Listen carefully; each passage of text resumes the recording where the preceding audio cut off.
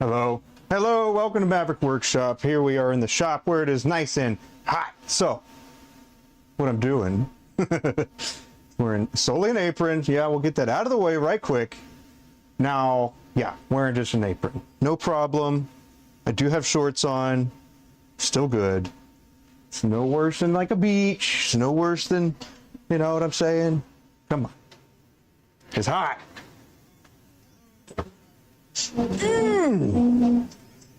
Let's see. Let me get this resolved the rest of the way here. Let me get that going. Then we get that open.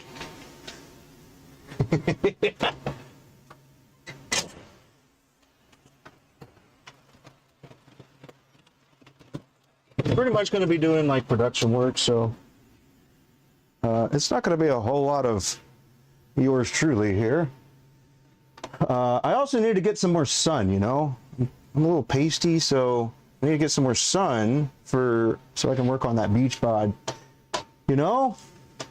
So, you know, it works for, you know, never mind, I won't go there, but we're here. We are here. Control C, put that into OBS, which is OBS. YouTube vertical, do that, apply. Cool. All right, here we go. Hey. Hey there, folks. Boom. That's what we got.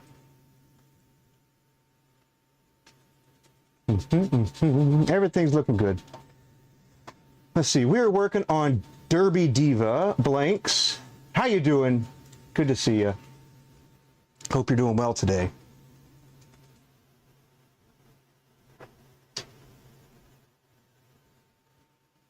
Let me wipe my glasses off. And then we'll hop over and just continue what I was doing before. Yeah, feel free to ask any questions you got, and anything like that. Yeah. And I don't have like the brightness enhanced or anything. That is actually the contrast of my actual flesh that doesn't usually see the light. All right, switching over. Here we go. Boom. There we go. You're green. Cool. Get this clear out Morty right quick. Boom. Good, good, good. Throw those on the ground. It's just one. Nope. Here we go. Okay. I got them. Here they are. You can see the one. Then you got these here. That is what I'm going to be working on today. Not just these, obviously. There's going to be more, but that is what we got going on. So, boom. Let us get this set up over here to where I'm going to be. Boom. There. All right. Cool. Let's do a little of this.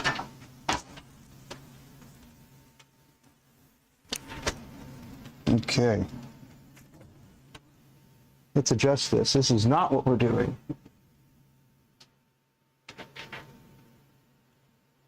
So, funny note from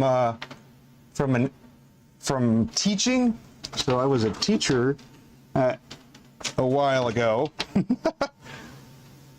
and one of the things is when you're erasing a whiteboard, you're only supposed to go up and down, not left to right. And it's more applicable for ladies, but you know, some guys with like dad bods, and you know what I'm saying? If you're going left to right erasing, you're gonna go boop, boop, boop, boop, boop, you know. Okay. Oh Lordy. All right, we'll see how this goes for a little bit, and then adjust as necessary. Yeah, here we go.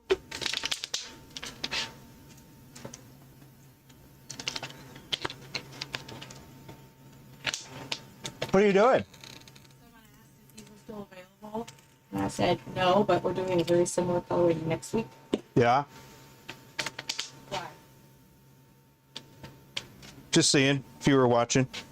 Oh, I wasn't. What?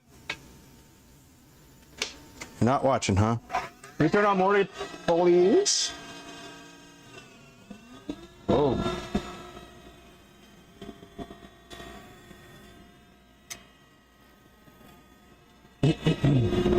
This also keeps the sleeves out of the way, so when you're not using like a shirt, you're going streamlined. You got the apron, you got the heavy denim action going. This is wax denim that I've got on my apron here, so that's pretty awesome. If I do say this for myself, it makes it so the stuff, these noodles, when they fly off, they don't stick to you. Suppose you could accomplish the same thing with leather. Leather's more expensive than, well, I just needed an apron.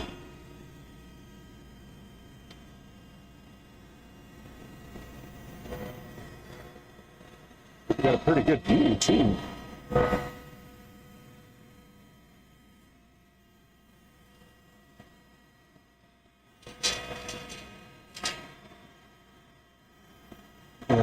These are called Derby Diva, and pretty cool.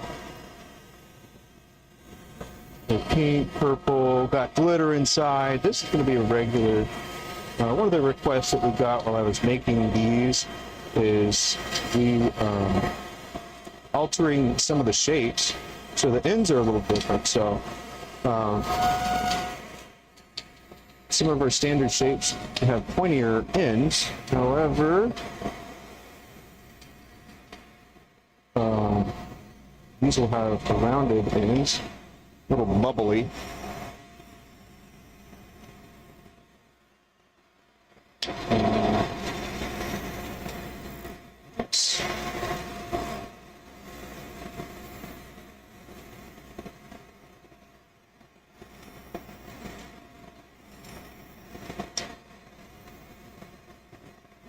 And then if you were interested in turning something specific, seriously, check out the link tree. We made a little document that you can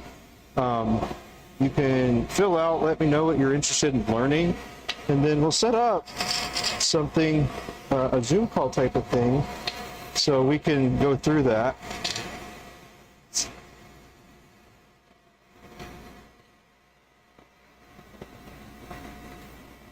But if you just like watching, that's also good.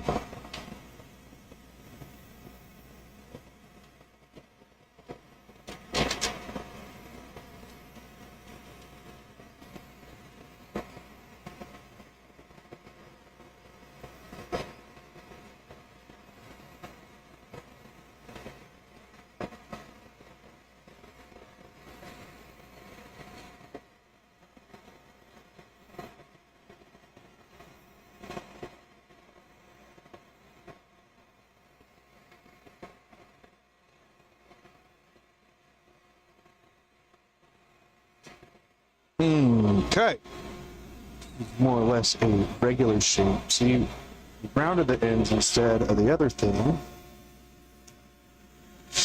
Oh.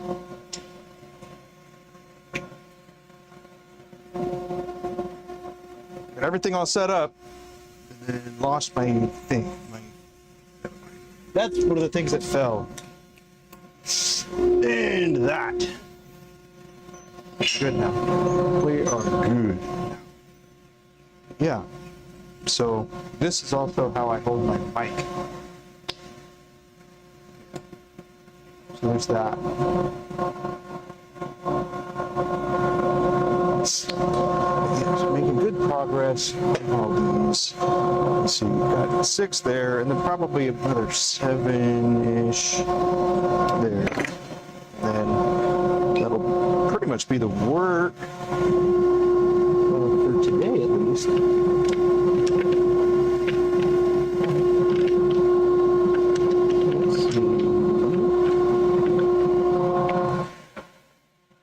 So here's the regular, and then there's the large. So you can see the difference between them. Yeah, it's a bit of difference there as far as thickness and length.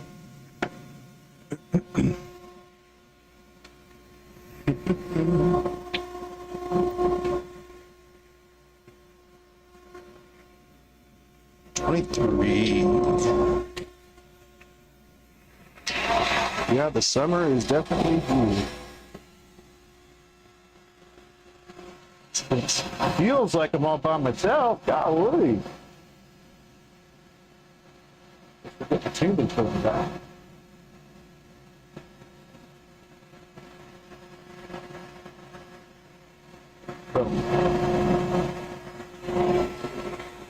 Alrighty. So we do a little trimming on the end right there just to get that lined up. 23. And then I have my shape chart. If you don't have a shape chart and you do standard work like that, like this, I would say that you should have a shape chart. Yeah. It's my 2 cents. But I also recognize that there's not a lot of people that turn this way.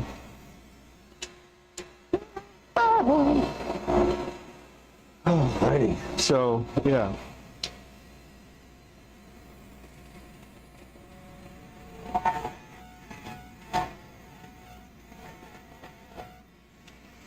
The problem with this particular beading tool, I gotta say, is, man, it goes kind of deep as far as the beading part. Like, I can't actually get all the way because it would make it too far. I'd probably just cut it in half. It's not what we want. But it is what it is. And then this one, on the other hand, I reground this one. I reshaped it so I could get in these little spaces without having to do as much cleanup as I was doing before. It just wasn't working out, man.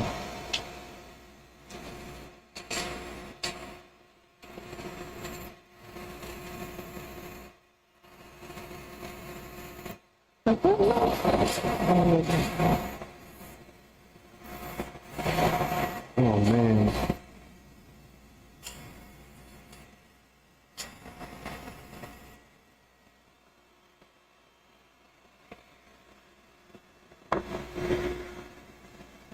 I mean, I was told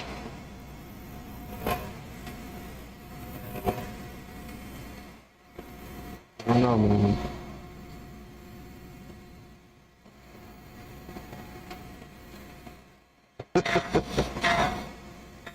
Yes.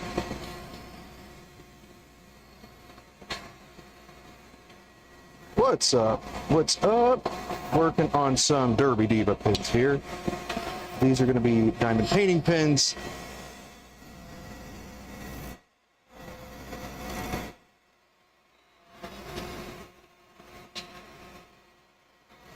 I got most of them done the other day, yesterday. Got the other half to go.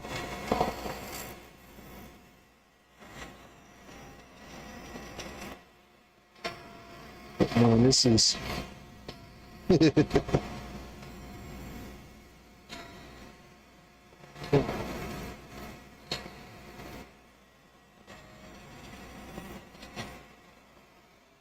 see how we looking.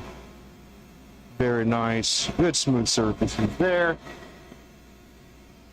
I'm gonna do what's called the bat ends, I suppose, where it's kind of like a baseball bat on the back end here.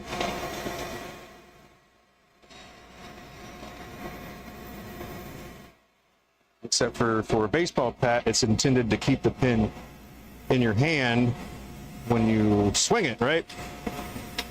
But this is kind of the opposite.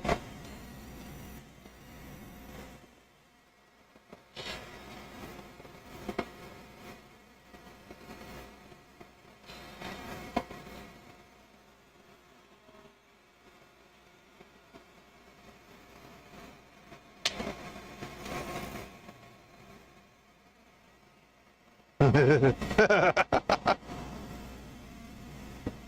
think that's Spanish, but I also think that you're saying that's a onesie. And it's not a onesie, but it's almost, it's an apron.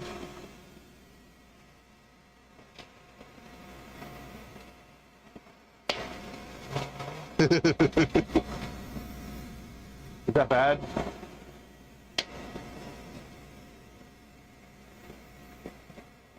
Get you to help me work on my Espanol.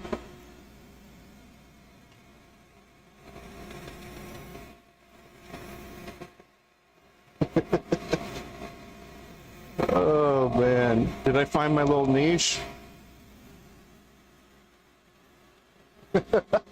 Scandalous turnings. Will be a Is that a thing? Not yet. All right. So we got some like foil in there, stuff like that. Hey, what's up? What's up? From Long Island. Cool deal. New York. Are you city New York or country New York?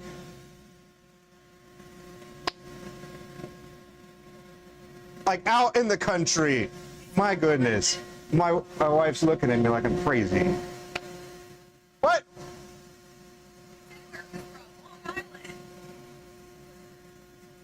What? I know. I said out in the country. I even said that. My bad.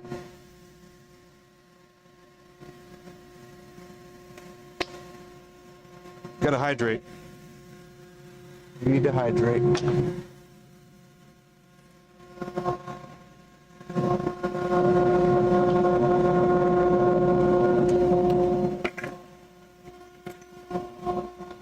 See?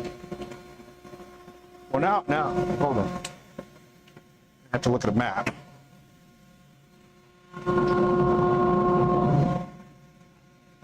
You see what he said? Well, right on. Either way, happy to see you. Are you a turner?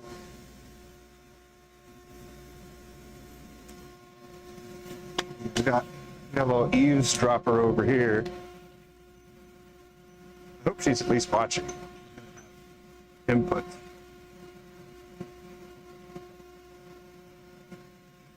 Look, Frank. Cool. Nice to meet you. I have not been to New York.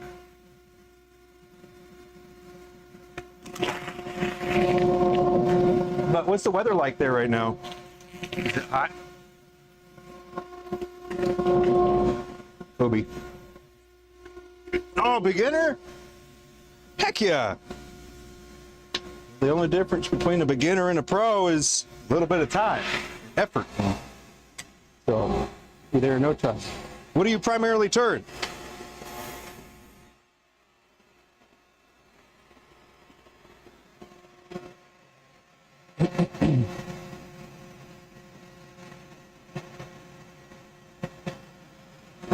I primarily do spindle turning where I'm turning things between centers, and then I also have a metal lathe over there, and I make a lot of fountain pens. I don't make too many kit pens unless it's requested, but yeah, I pretty much just make these and fountain pens. Yeah, I've actually been working on a couple different things, and I think that it would be pretty awesome to share those. So one of the things that I was thinking about is making it a little easier to get something started. Oh, nice! That is a pretty good temp. Turning bottle stoppers, good deal. Where do you get your bottle stoppers from? Some of the bottle stoppers, I find them to be too tall, which is fine, I suppose, for reds and other wines that don't need to be refrigerated, but if they need to go in the refrigerator, it's usually not a good fit.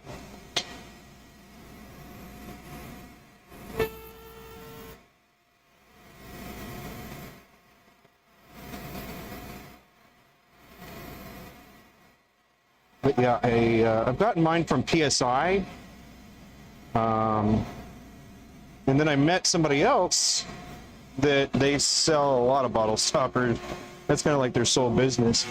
The bottle stoppers, let's see, the bottle like here's one. It's not done, but it also has a mandrel that you can get. I think this is from Turner's, but basically it goes onto the head spindle. Amazon, yeah. And then the other thing is making sure that it lines up.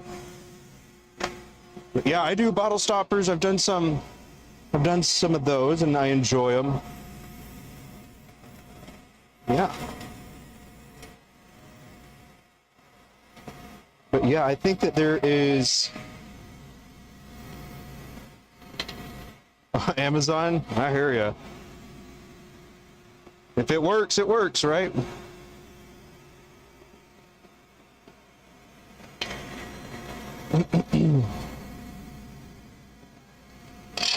Yes. Do you use carbide or you use steel?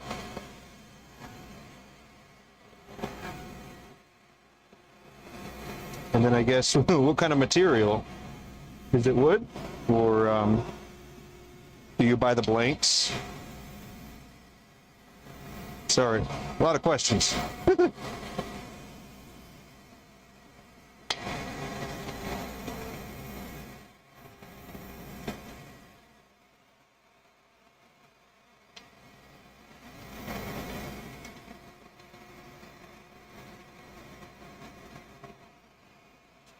But yeah, if you were, I don't know, I guess getting tired of buying kits, then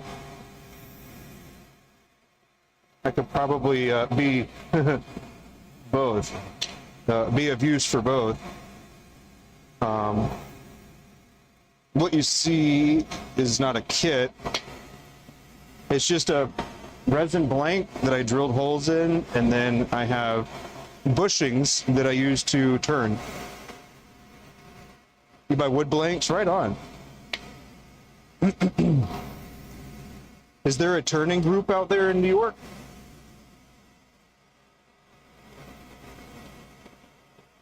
Hi, Arendo. What's that I'm making? This is a diamond painting pin, or a craft pin handle is another way to say it, but if you weren't familiar with it. Thank you. My wife makes all of our blanks that we use. And these are called Derby Diva.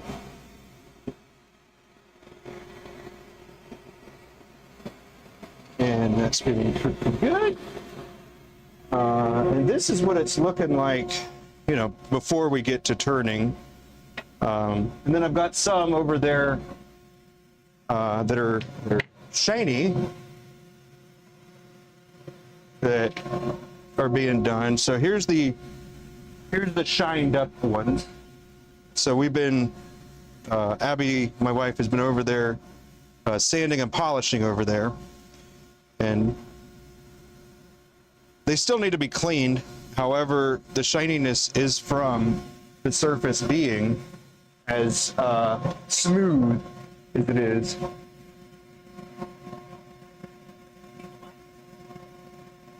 I picked up Hope. How are you telling me that now? Never heard of it? All right. Well, no problem.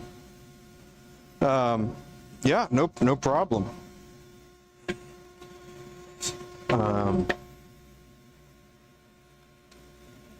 Right on. Appreciate you, Frank. Take care.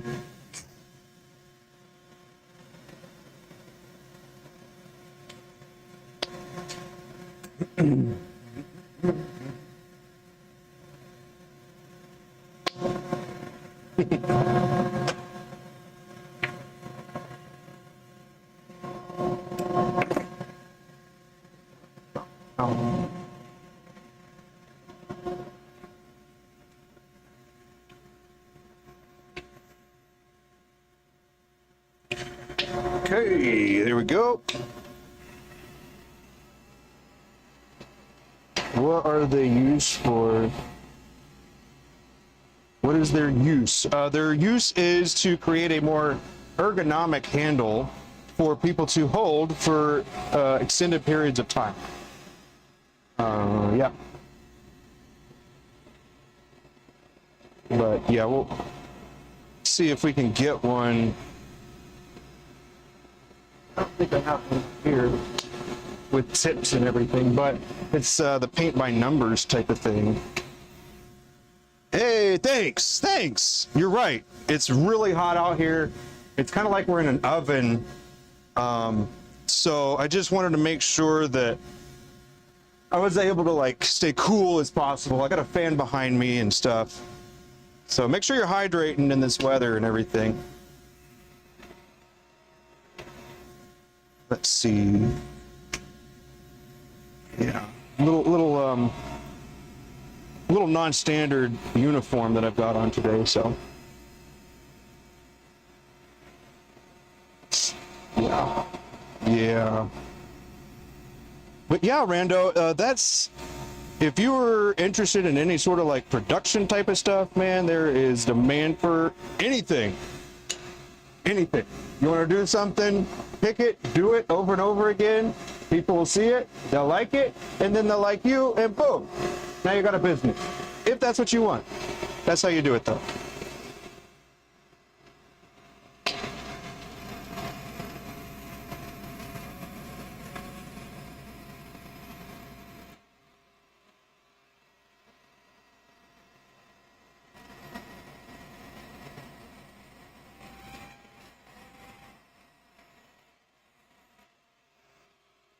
Anything.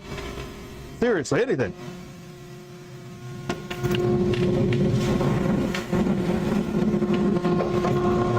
Sorry. My dust collection is right there, and I have to clear it out every once in a while.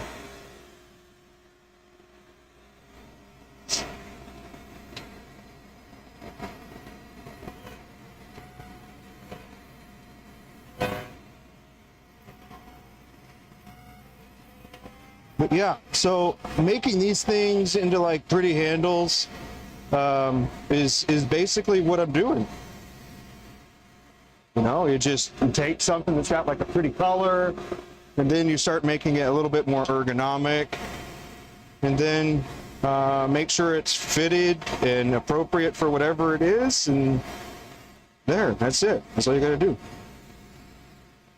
It's real easy.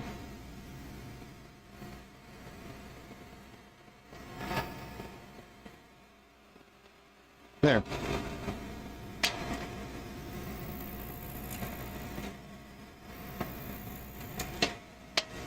Yeah, pretty easy to do. It's also, once you know what you're doing, relatively inexpensive too. You know, there's a lot of caveats to that. But yeah. And I primarily turn with a round carbide, obviously. And the reason I do is because I can do all kinds of, you can do it normal like this, or you can turn it to the side and kind of shear it. See the ribbons like that? A lot of people are like, oh, it's a scraper, you're just creating dust. So, you know, kind of gotta do what you gotta do, you know?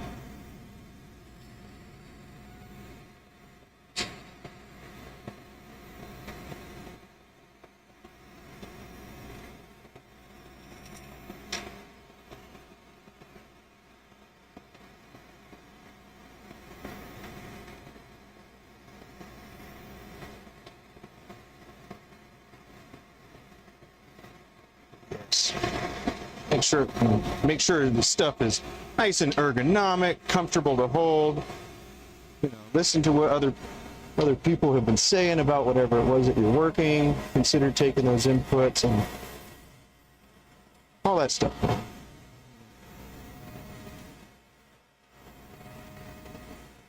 And also understand everybody's going to have a preference or a thought about whatever it is. So, I mean, you don't really want to get wound up too much about, oh, that's terrible. Well, it might be, but isn't that relative?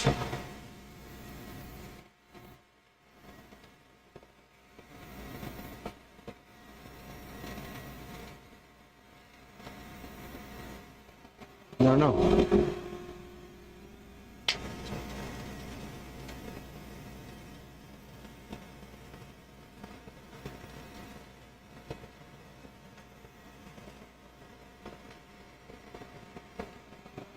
All right.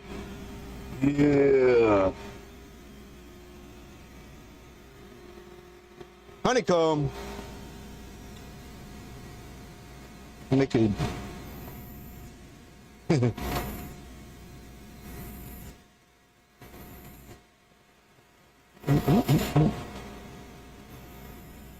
And those are like vents, so you can diamond paint even faster.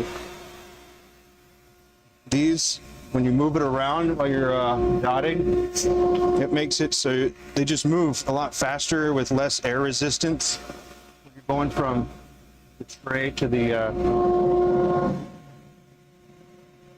canvas.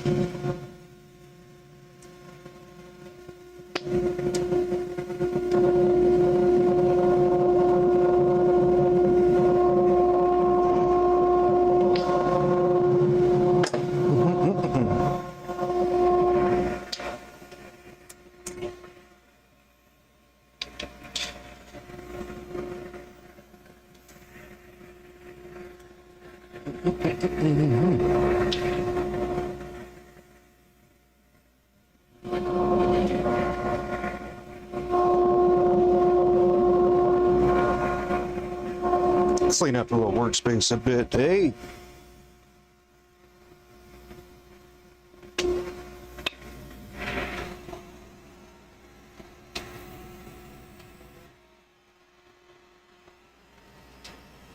So apparently the new Pope has been picked. How about that?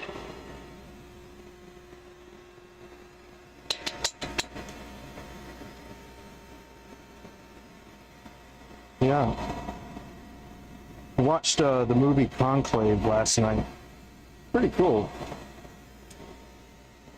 Although, is it just me, or did they seem to do something a little strange with some of those scenarios? Like, I think they took their creative license to interpret what happened in that, like when they're on their little sequester. Yeah, I don't know, man.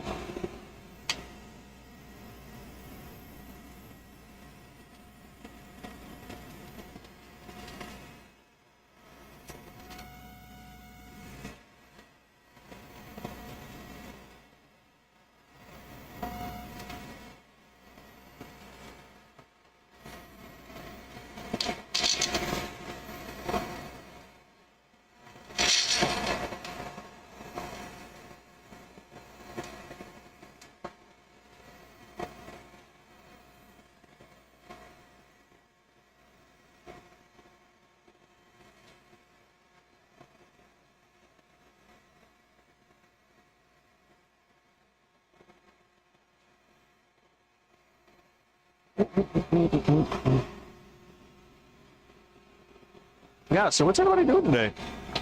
They got plans? They've been working on stuff?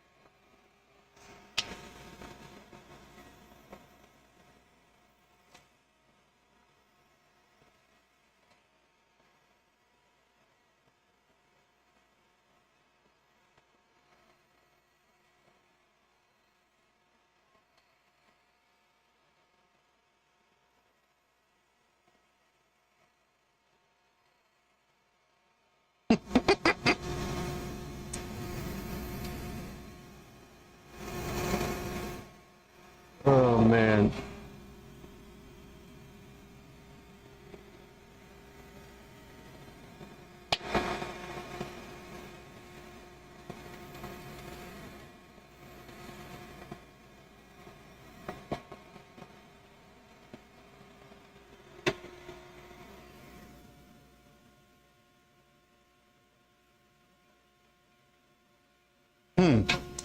I mean, let's see.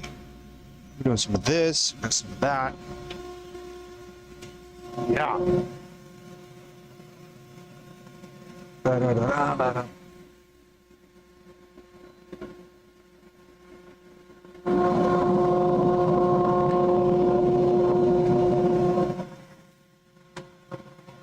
How's the view? The view okay?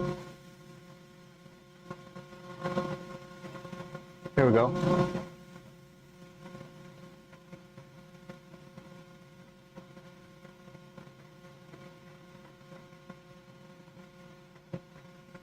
Unfortunately, I can't do much about this camera stand because it's got a great angle right here.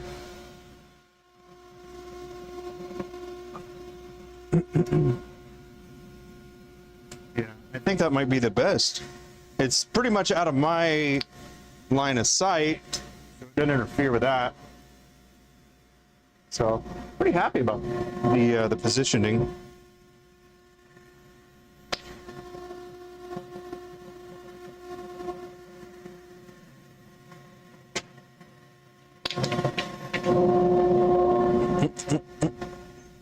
Oh, geez. All right, we need a number. Need a number from 17 to 30. Pick a number between 17 and 30. Anybody? Anybody? Pick a number.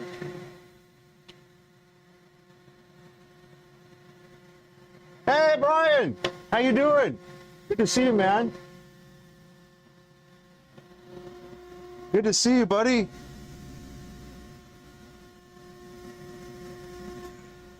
All right, all right. There you go. That'll work.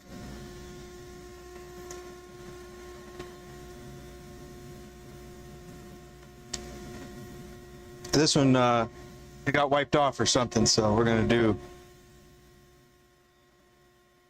Yeah, you working too? All right, I won't chat with you too much then, or at least expect a response, I guess. I appreciate you.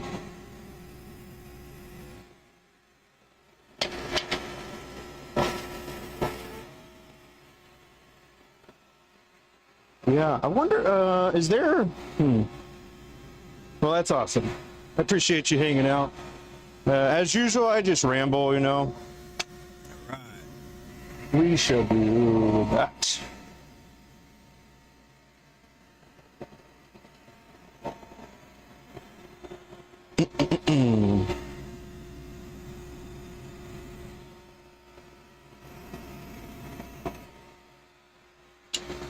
Yeah.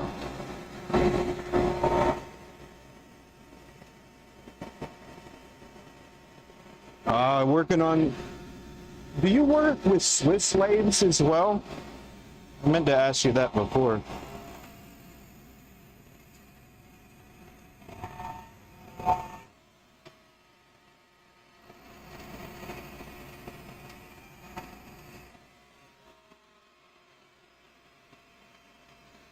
Pretty pumped about one of the upcoming things that we're working with a local business owner.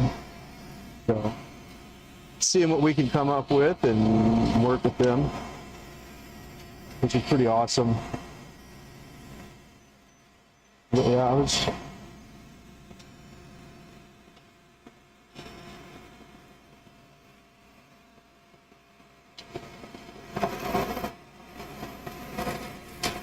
was just kind of wondering about the Swiss lathe, and I know that those things are super expensive. And I don't know what I would do with it yet, but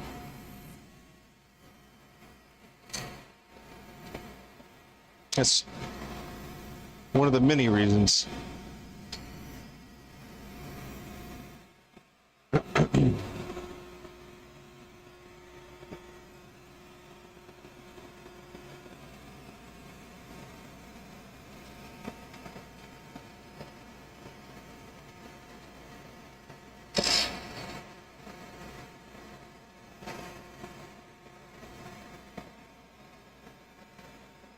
Go.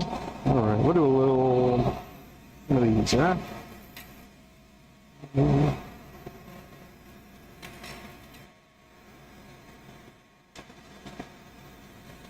Have you done any resin pouring? Since it's been really quite warm, running a little less on time, as soon as what Abby was talking about. As it gets to temperature faster because it starts a little higher.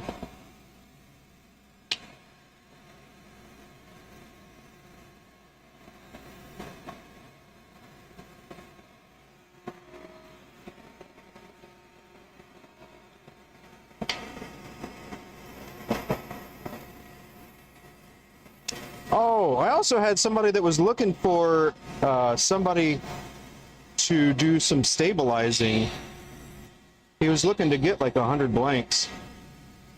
And I told him some of the people that I met at the mate, but I guess at least one of them didn't work out. But the person did end up finding somebody else, so.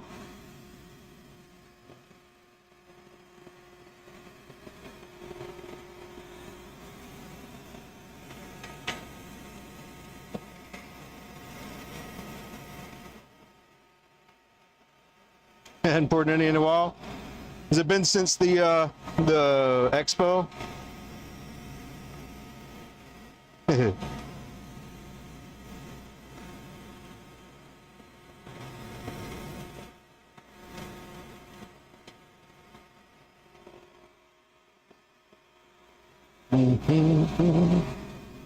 Alrighty.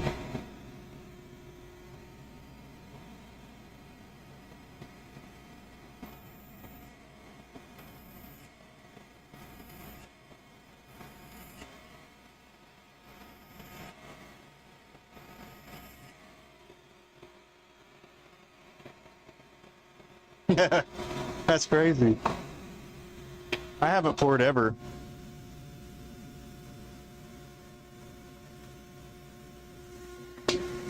That's kind of crazy. I haven't ever poured before.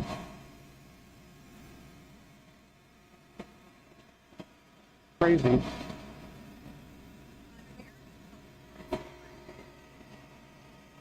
One day you want to use a lathe? Heck yeah, dude. Is it as dangerous as some say? Some people that aren't very careful, or have they misused the tools? I say it's a combination. People misuse the tools. They do something like, yeah. No, I wouldn't say it's dangerous. But I mean, if you have something that's large spinning on your lathe and it's at a round, and you try to crank that up, it might fly off your lathe. So it definitely can be dangerous, but it kind of comes with a little common sense. You could probably do most of the stuff, and then everything else you just kind of learn as you go. What were you saying? Hey!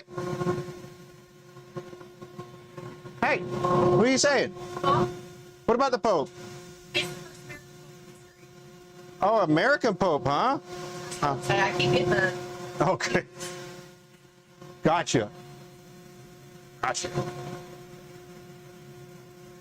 But yeah, Chris, I mean, if you were interested, man, that could be something that we could pretty easily accomplish. Like, yeah, obviously, ask me what you got here. But if you wanted like specific questions and I can give you specific answers, we could, you know, talk a bit offline too. That way you can ask me very specific questions and without fear of anybody making fun or making sure you're fine with all of that. Anyway, have any of the tools ever kicked back up into your body? No. Because it's always spinning, it's spinning this way. So it's spinning like this. And so you have your tool here, and what's happening is it's turning like this. Here, let me get another blank and I'll show you what I mean. I can actually scrape it and much slower and then I like seeing it. But that's why you have a tool rest right there. Because I mean, this is your fulcrum. So it's a pivot point, right? But yeah, if you're turning, hey, what's this arrow? Hey, what's the arrow? That's the pointy side? What? Oh, I was just making sure you saw where to cut it because it was dark. I was just making sure you saw where to cut it because it was dark. Oh. Okay. Alrighty, here you go. We got this. We got this. As far as stuff getting kicked back at you, I mean, the main concern would actually be the piece that you're working on, assuming everything else was secured properly. Like, I have this is the live center, this is the dead center, and this has to break to come off, like, because it's pushed together. And then the reason this tool, or any tool really, is like this is because it spins, and then you'll be in contact and you're creating that cut like that, just like that. But it's obviously spinning a lot faster than that. But for big things, if your tool is like way too far out, what can happen is, well, you can't even reach it. If it was too far back, you're gonna have something like this, and it'll catch it, and it'll pull your handle down. So, I mean, that's maybe the worst thing as far as like the tool getting out of your hand. At least that I can think of. I have had a piece of one of the bowls that I was making. I used jawbreakers, and it didn't stick to the resin very well. And when I was trimming it, it was on the chuck, but I broke the side and it chipped the live center part out, and then it flew off the lathe. So it didn't hit me, but it could have been bad, I suppose. Hey, Michael, how you doing? Talking about some of the dangers of turning. But yeah. But there's a lot of things that you can you'll learn, and then it'll start making sense when you do it. And I'd say that that's probably one of the biggest things is learning while you're doing it. That's just the fastest way to do things, I think. So 5, we're 2.5.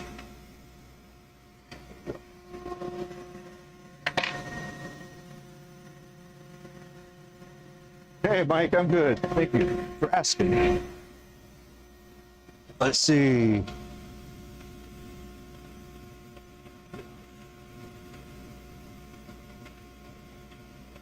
Well, I think a valuable thing, if I do say so myself, I think something to ask is how much they've turned, or who taught them, or anything like that. Like I learned most of it just by watching somebody. It's a fellow YouTuber. Well, fellow YouTuber.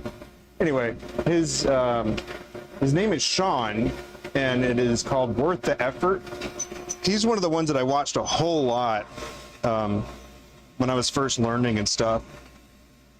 So I'd say that he's probably one of the ones that was one of my main educators.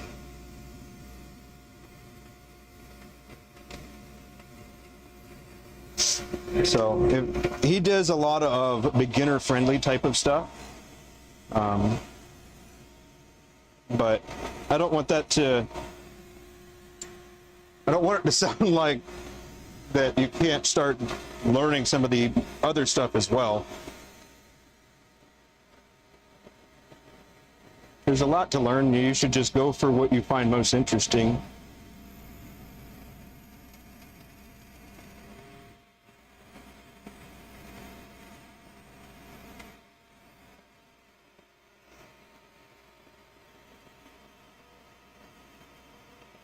Yeah, absolutely. Any other questions you got, let me know. Happy to help. I love turning. It's my kind of like my therapy. So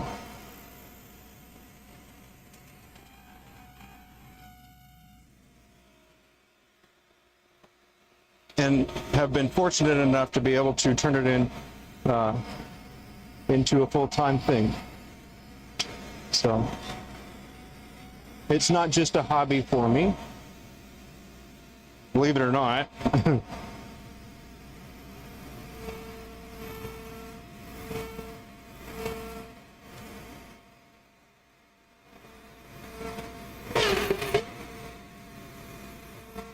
But yeah, what do you typically turn? You might be able to help out with some of those things. Because there's a lot of stuff out there, and yeah.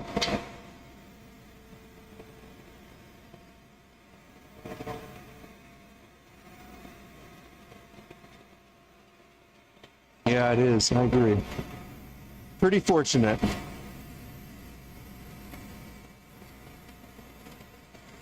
Been doing it for 5 years. But yeah, still going pretty good. Pretty darn good.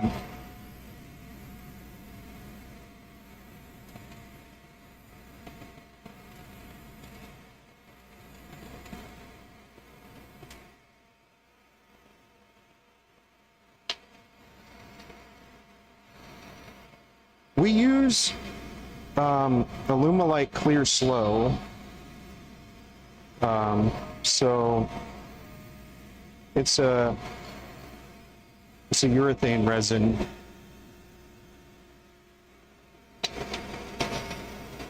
And Abby, my wife, does all the blank making. Let's see, do I sell them to shops or online? Sell what? For these, we sell these online on one of our sites. And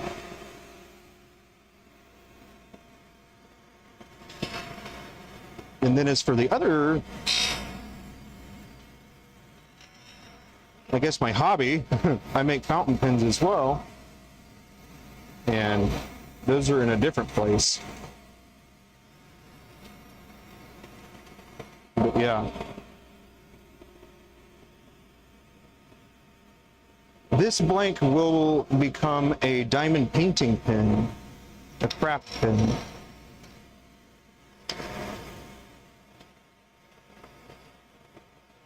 Good question.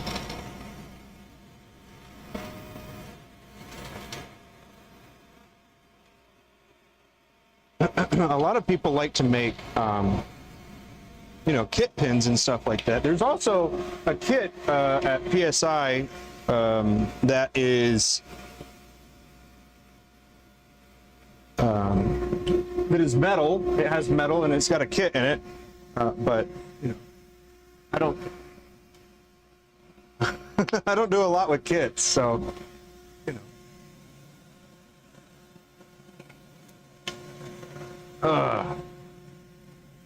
What's thingy? I think it fell.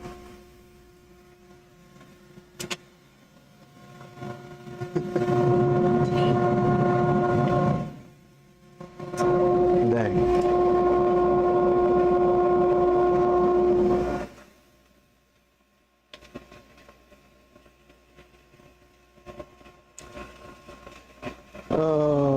Let's see. What is the price of such a pin? Like the one you retail? Like one of these? It varies depending on the shape.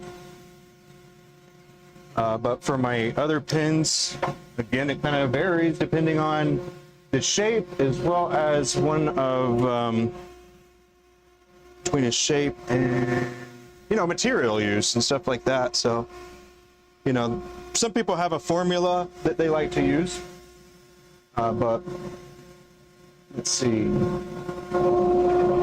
But like this, I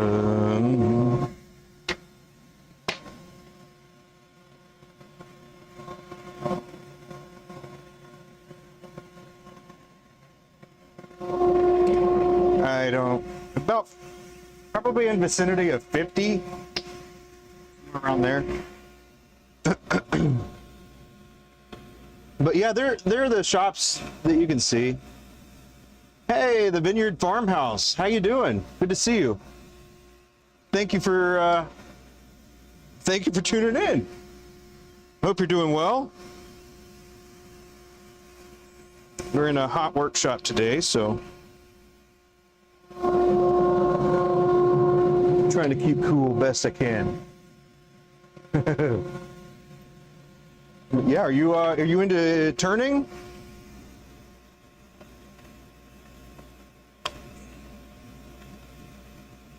Yeah, it's super cool. Super cool.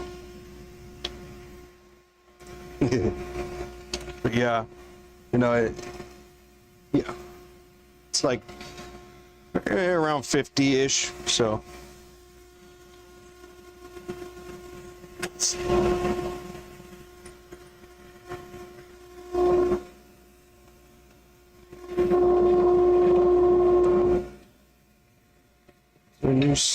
Yep. But yeah, my fountain pens are closer to 200. Those take quite a bit more effort. I use my metal lathe, and you have to have like taps and dies for it. Or if you were pretty savvy with a metal lathe, then you could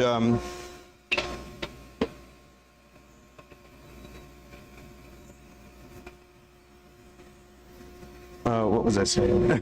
You could use a metal lathe to do all your threading as well, but taps and dies are, I'd say, easier in being a little more.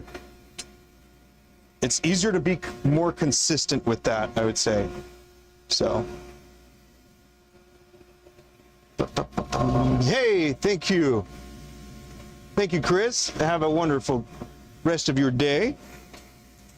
Let's see, who we got? Let's see, the Vineyard Farmhouse. You recently got your Laguna lathe. Well, congratulations. That's awesome. What size did you go with? Laguna used to be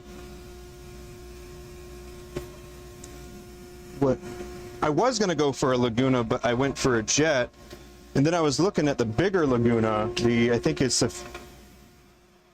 15 or 14, 30, 24, 15, 24 maybe. I don't know. It's been a little bit. Let's see.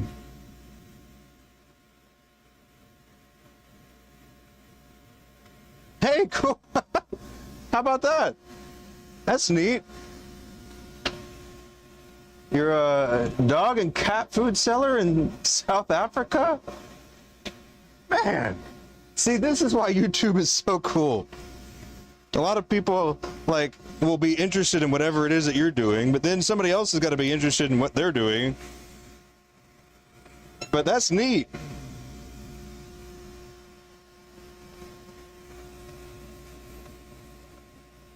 But yeah, YouTube, shoot, I have a lot of information about YouTube, but I don't usually use it, which is, I guess, weird to say, but I don't make videos usually. But how interesting.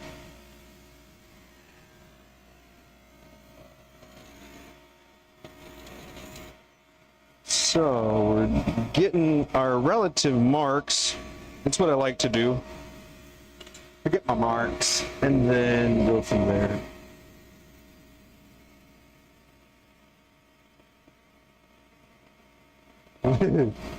I don't know.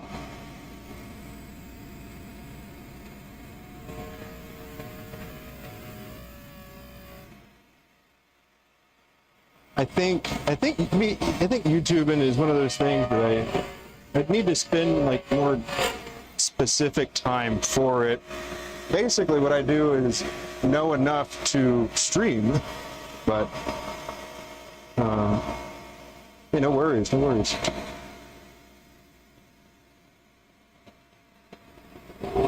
But yeah.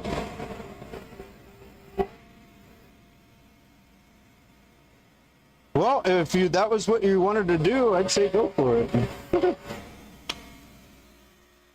There's good communities and stuff like that want you to be successful and everything, so you can look for those, or you can ask somebody that has at least heard of some of those. Yeah, it is. I don't make money off of it.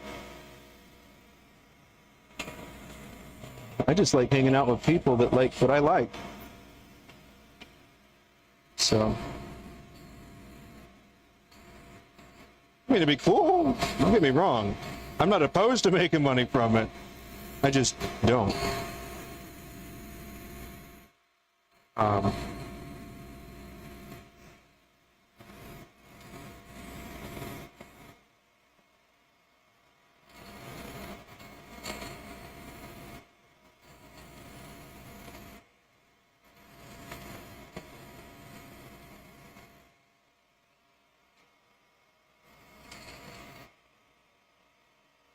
You're working? Right on.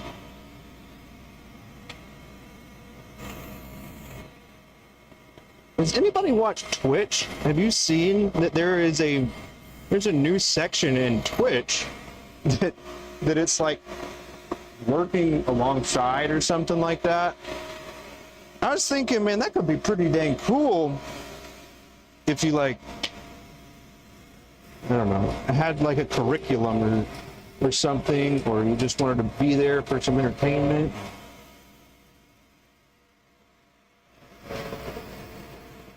So it's interesting. Let's see, just grinding. Yeah, I hear you. What is the focus of what it is that you do?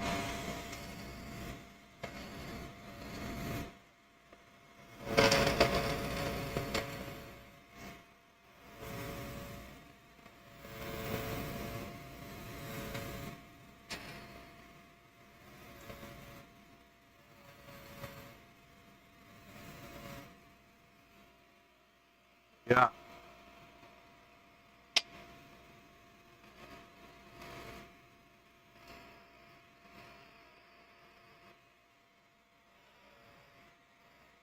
All these rings are tedious.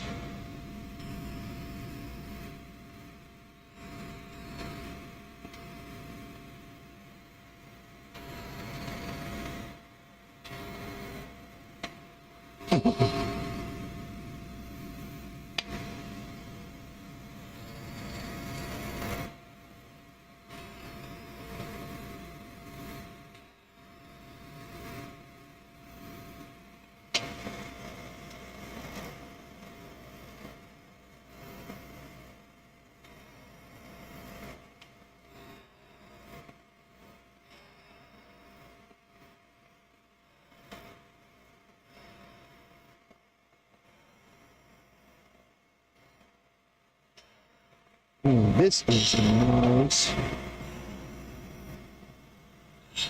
A nice set of rings. Whew. That took a while.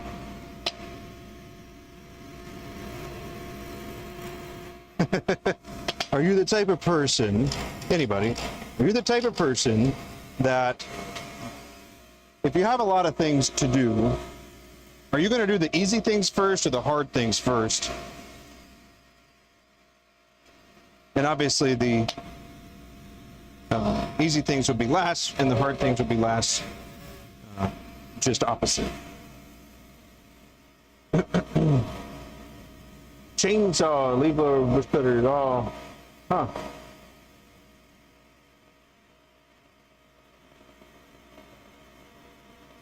Right on.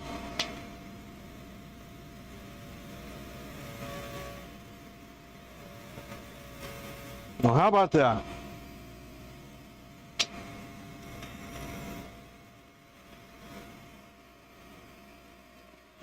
There's some people that have a lot of success going to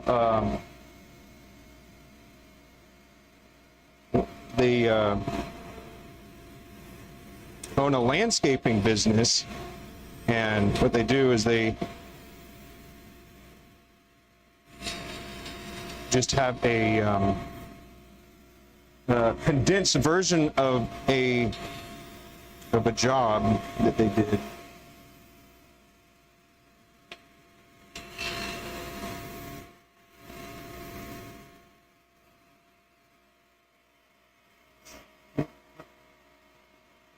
Started uploading I don't know, 2 years ago.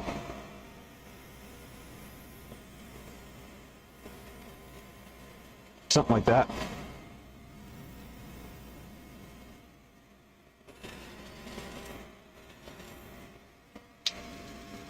But I don't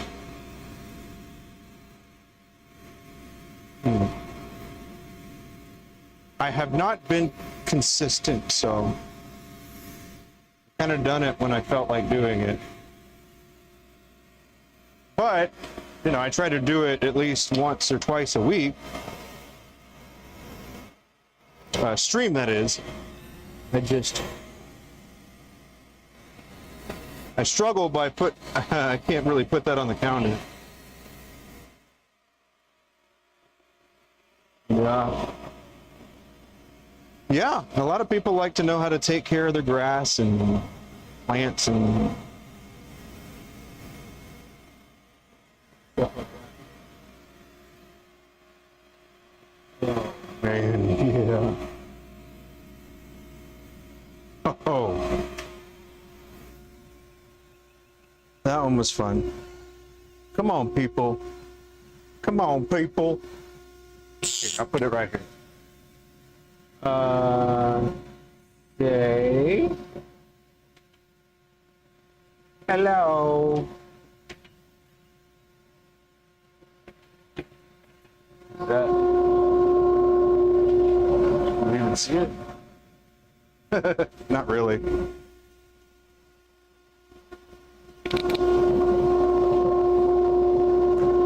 Well, don't be afraid to say hey. That's what I'm here. I'm here for it.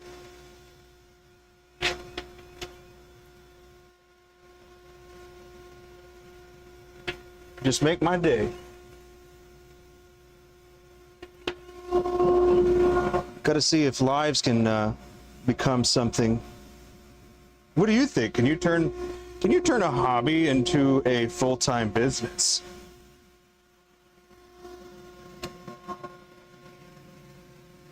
Is that a possibility?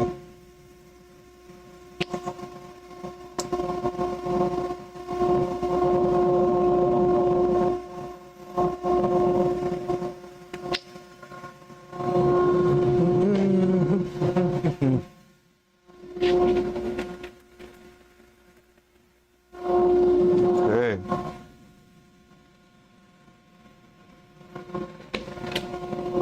You're hydrating.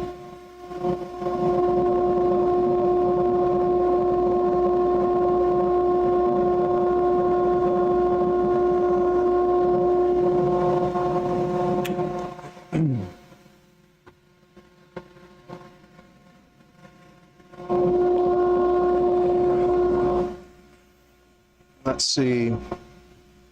I mean,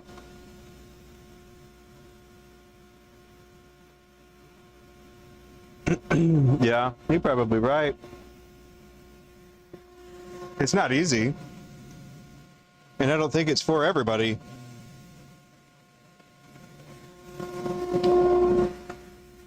If it was just me alone, no way would it be the case.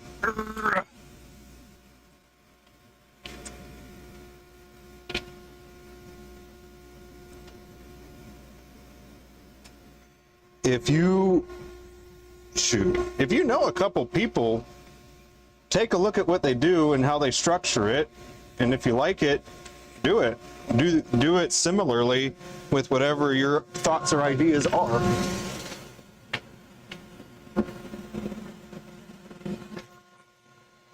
That's what some people do, you know.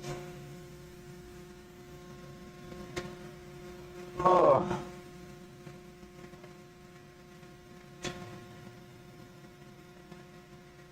From 10 to 100 was easier?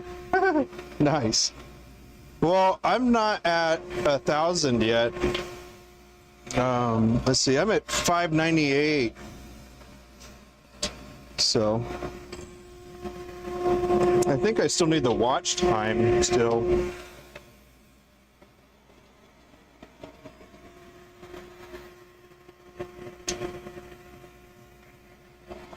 Alrighty.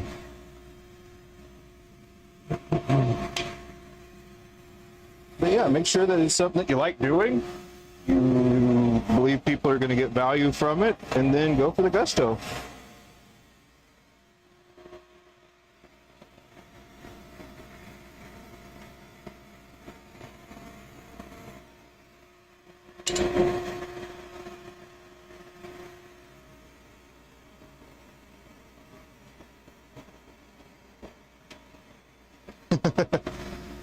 You know, I was thinking about it the other day, and I kind of came to the conclusion that YouTube, as well as the audience that you're attracting in YouTube, is kind of like a relationship in which if you know what you would like from someone, then just apply that to what you're doing. It's like you want somebody that's going to be reliable, somebody that's consistent, somebody who will talk about their mistakes, admit that they were wrong about something. I mean, you put all those things together and you kind of just have a relationship with the people that watch you. But yeah, I'd say that it's really good to, for me personally, I think slow and steady is the way I want it done. I don't want to go, it's not like I have a choice, but I'm not going to break myself to do it.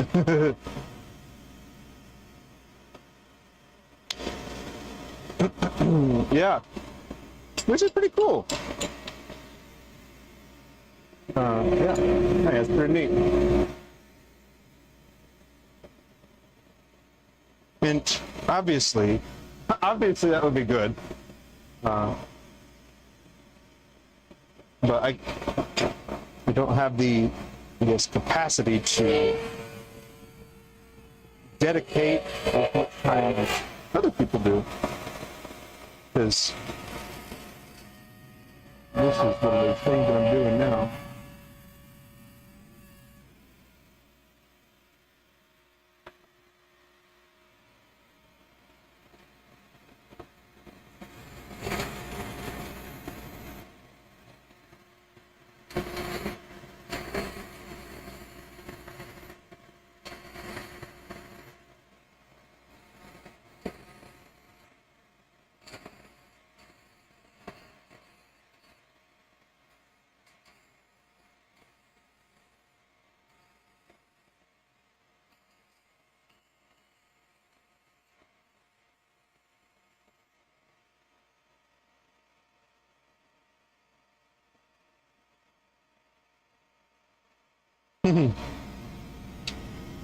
Good.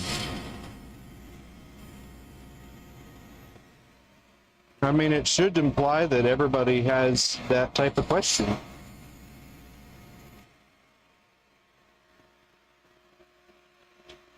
So, if you can solve a problem that somebody's got, boom.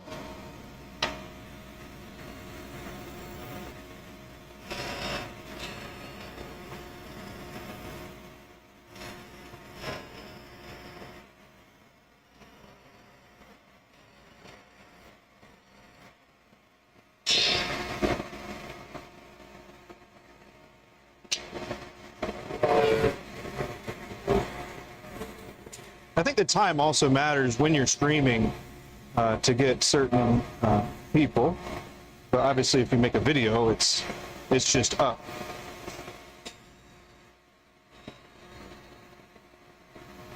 But I love turning, so this is what my stuff is. I turn, diamond painting pins. I turn fountain pins. I've even been working on a parallel pin. Making like custom pins is what I really like doing. This is one of my pocket pins that I made. So this is a ballpoint, yeah. So it's got a Fisher Space Pin refill on it. That's how it was. I designed it. Just made it to fit that refill.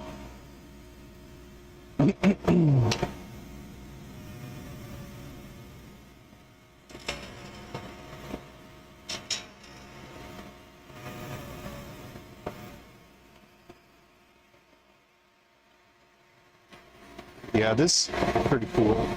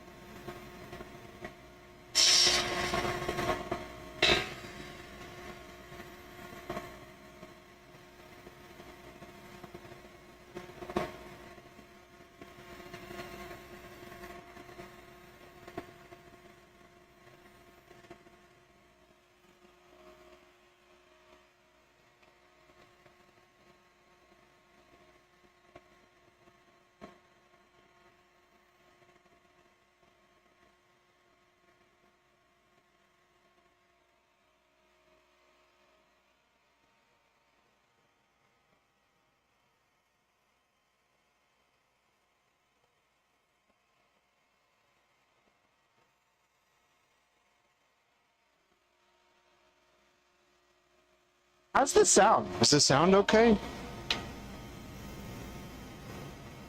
I think I messed around with the settings, but hopefully the sound is good enough. You've been able to at least respond, so I assume that it's not awful.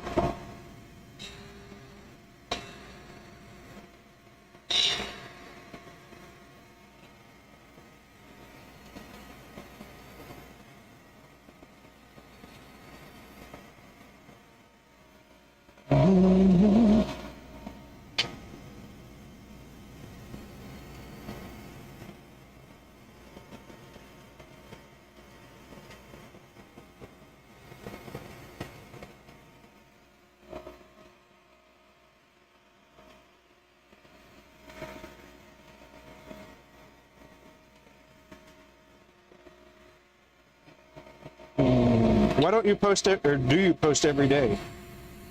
It's that first. Do you post every day?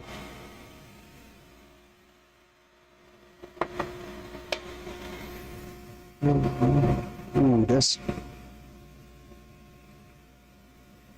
I need to trim that down a bit more.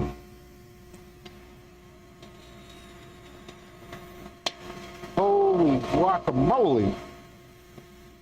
We got quite the turnout today. Hope everybody's doing well. Having a good day.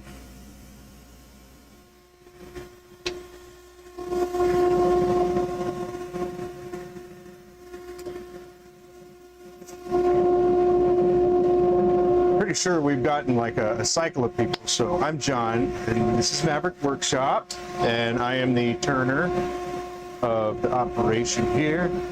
I turn fountain pens, diamond painting pens, and all other kinds of pens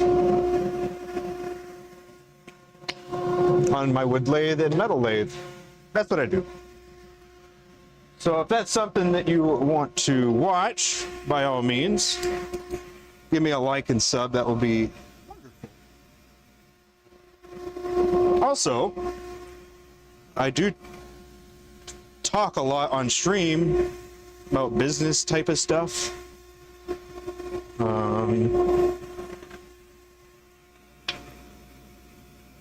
Let's see. I guess this would be a time to say that we're in a high percentage of Etsy. We're pretty successful on Etsy.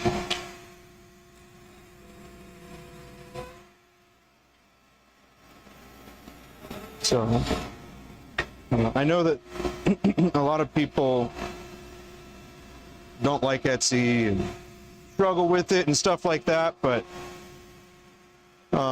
if you don't have any following or anything like that, it is the best way to go. So you'll gain traction, and Etsy will do more or less the marketing for you, provided you give them a budget. So I guess enough about that.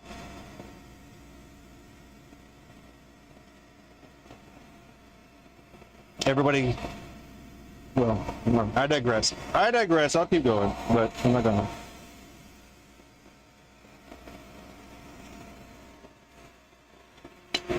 I just know that it's pretty significant, and it was pretty significant for us when we got started about 5 years ago, and all the people that don't have, all the people that badmouth it, I would say, they're probably not doing it how they should, for one, and two,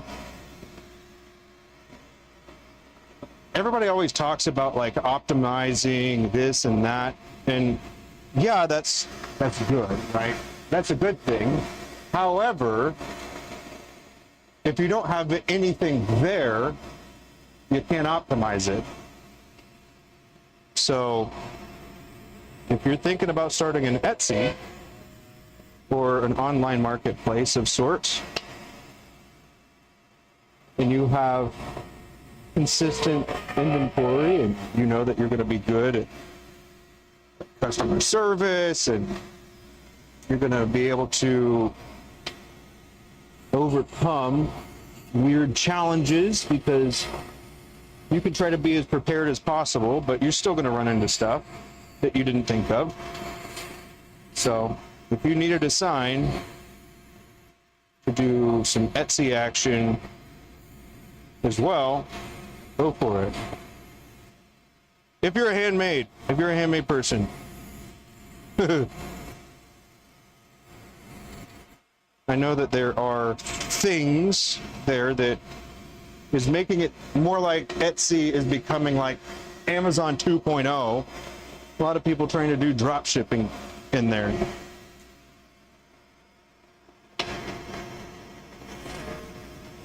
Which is it? Does it work? Yeah, probably.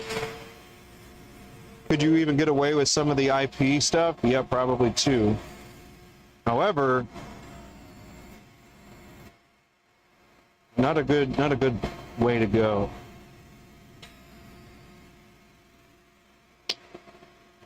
But yeah, just thinking about the Etsy stuff, it's like there's good stuff too, and then you're talking to people that are, kind of like you, just on there. They got their stuff, they want to share it with the world.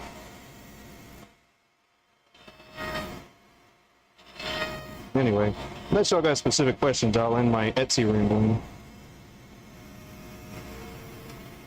I just think people follow stuff They're like, oh, get on Shopify. It's the best place. Okay. The best is relative, right? Yes, you could potentially make more money from Shopify because they don't take as many fees, but you're also driving all that traffic. They're not gonna help you. So, just some food for thought if you were thinking about those things.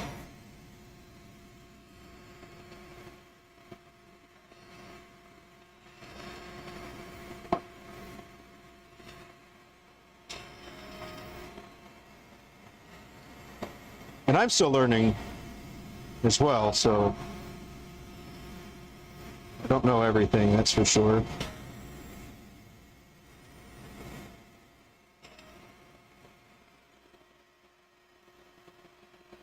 And I'm pretty fortunate because I work together with my wife, and we kind of use each other as sounding boards for these different types of ideas that we've got, and then for customer service and all kinds of stuff like that.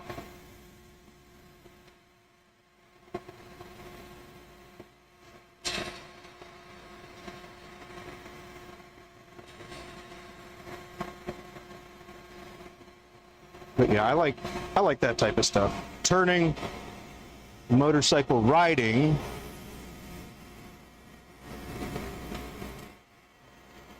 all kinds of fountain pens, and pencils for that matter, I guess.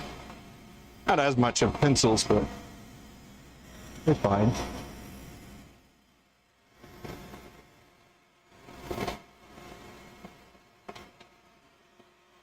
Let's see, doing pretty good.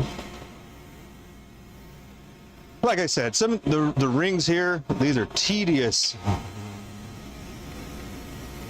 Very tedious sometimes.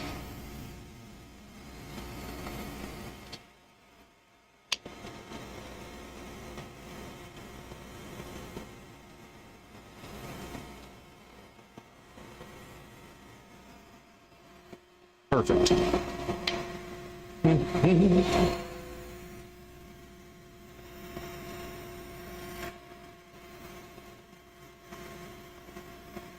Uh-oh. Might have brought that one around a little too much.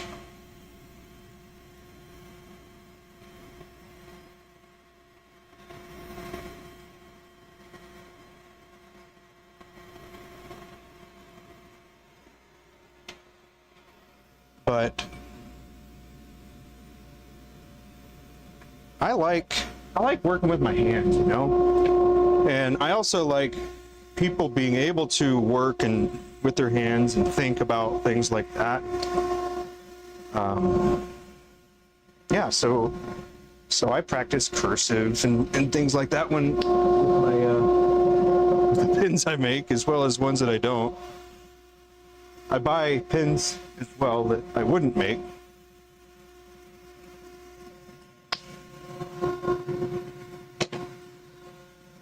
But then I start thinking about how I can adjust them and make them, you know, a little bit more personal, customized. I haven't done it yet, but I do have some pieces that fit some of the Cabecos, which is pretty neat. Kind of a coincidence that I had or that I used the same thread type.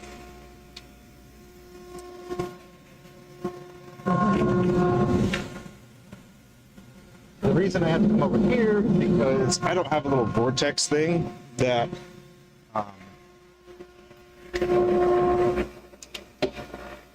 that collects the actual debris. The debris. And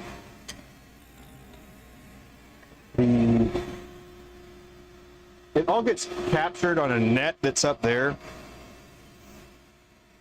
and then I can pull it off. And there's 36.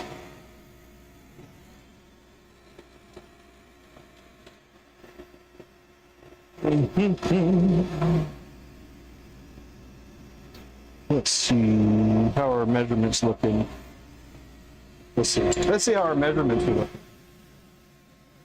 looking. All right, that is 1 3/4. Oh. Yep, pretty much right there. And then this is about 6 inches, and we're right on the 3, right? What about if we flipped it over? We on the 3? Dang! Yep. See it again? How did he find the middle? After turning like 15,000 pins, man. You know, that's what happens.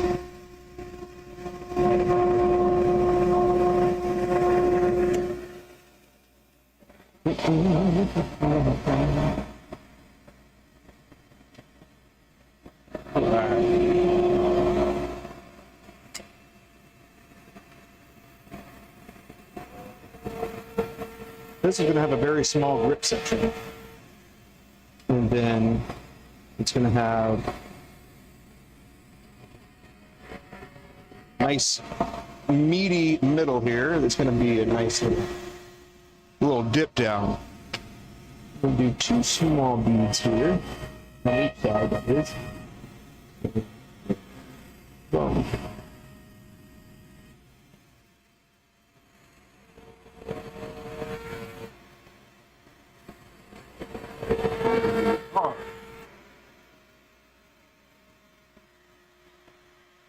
All right. Gotta dig out in the middle here.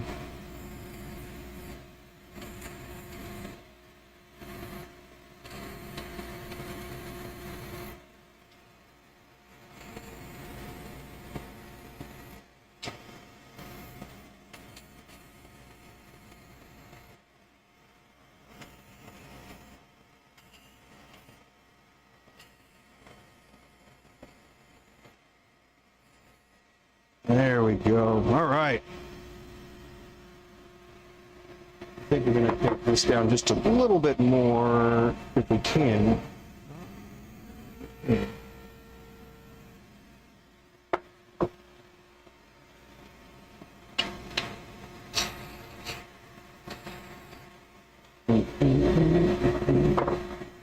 So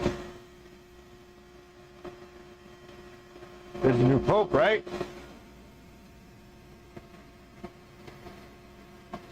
Apparently, it's an American pope. Pretty interesting.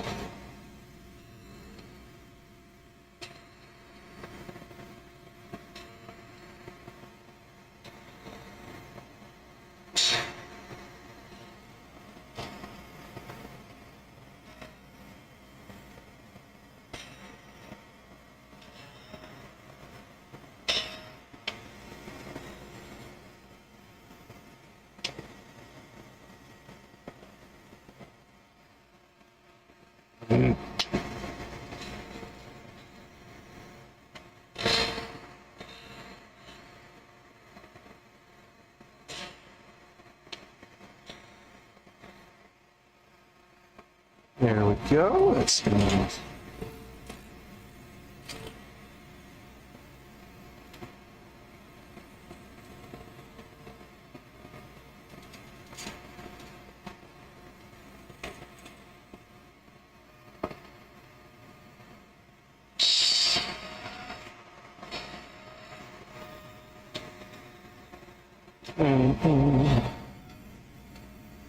This would be a great design for a captive ring, actually.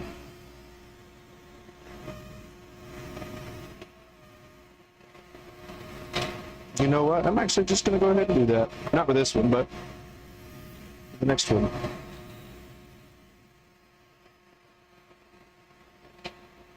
That'll be fun.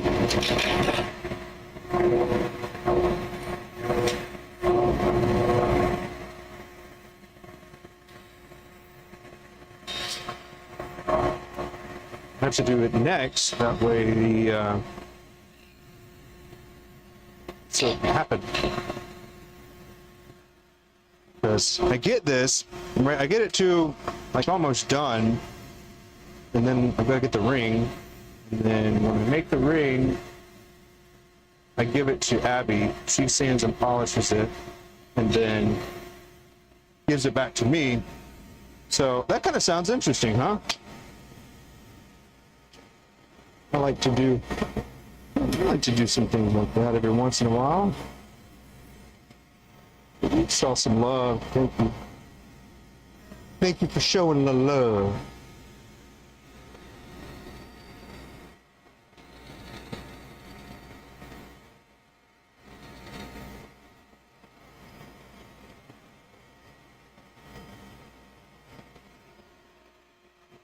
Ooh, there we are. Does this like make you think of like a weird giraffe? Or is it just me? Maybe it's just me.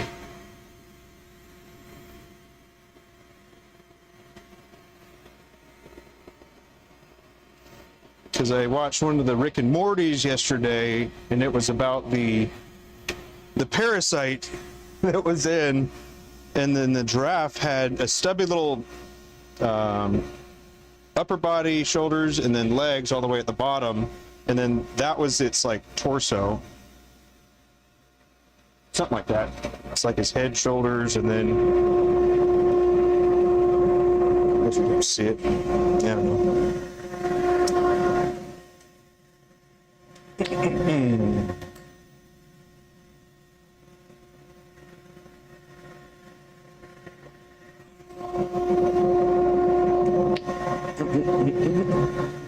Okay. Yeah. We're gonna go ahead and do that.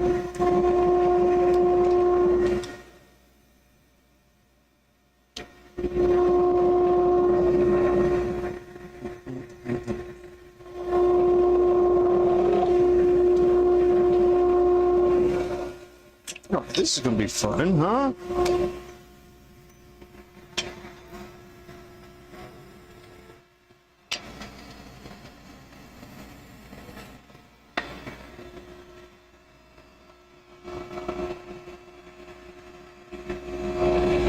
Okay, so we did a little of this, then that. So the grip is going to be like right there. The rings are going to be there.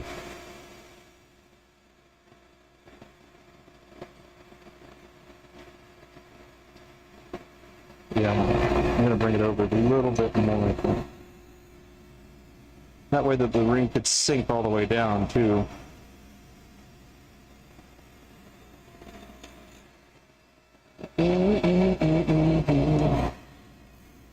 Sorry, I guess I streamed that way I don't feel like I'm talking to myself. I do.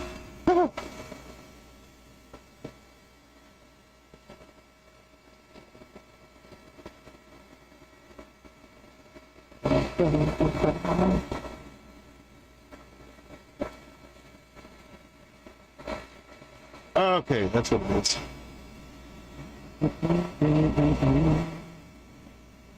Don't even need the big one.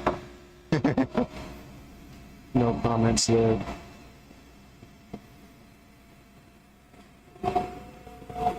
Cool.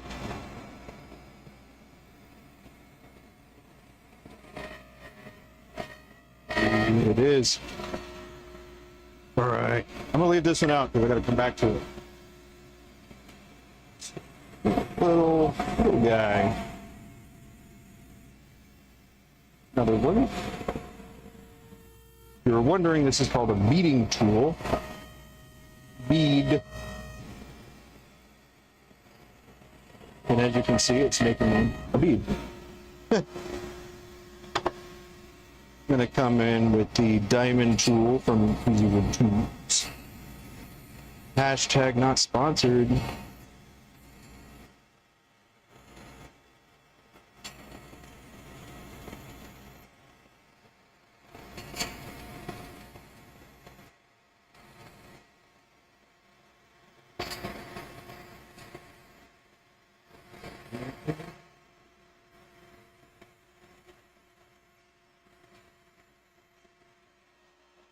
Hold this.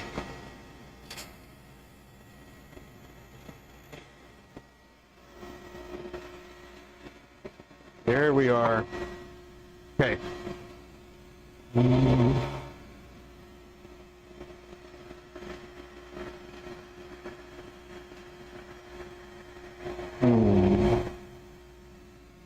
Let's see.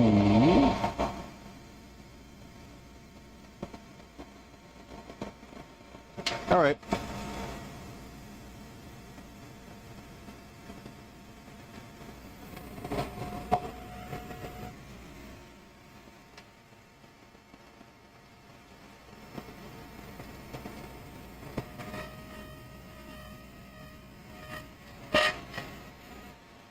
All right.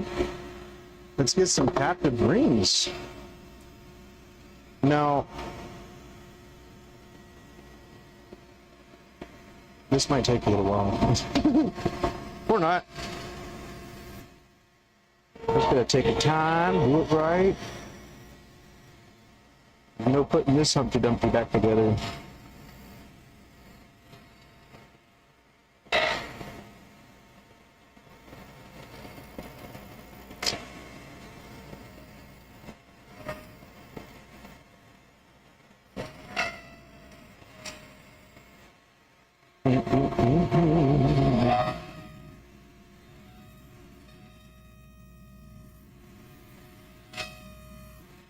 All right, I gotta switch to tool rest. Tool rest is too tall.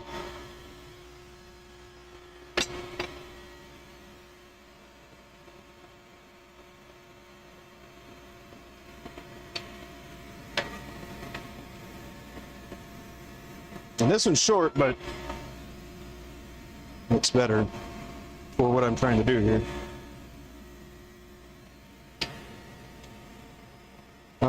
We're gonna do just 2 rings here, so this is gonna get.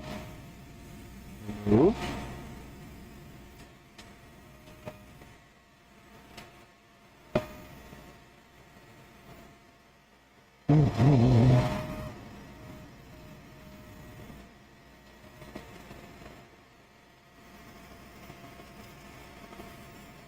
Okay, you need to be more precise in that little nook there.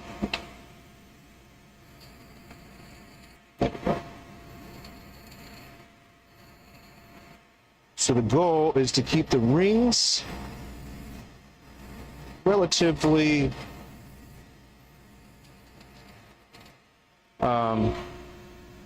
girthy, for I guess lack of a better term.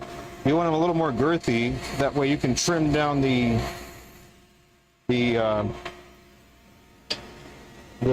place where it's going to be able to move. And so the bar that they're going to be on needs to have enough room for them to be able to move up and down. And then one of the last considerations that you got to think about is these are going to be the 2 rings, and the way that somebody's going to hold this is like this, right? So the goal is to make sure that these rings will be able to go a little out of the way, at least, because you're going to flip it around. Anyway. It won't be perfect, but it will be the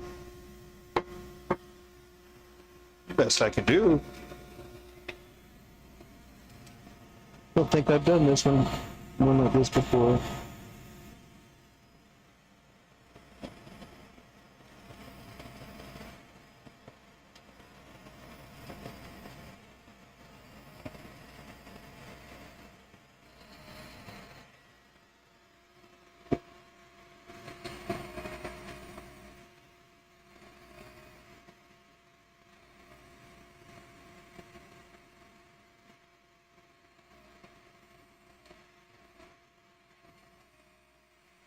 Okay,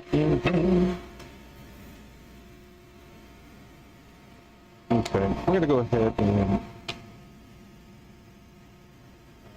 smooth that out.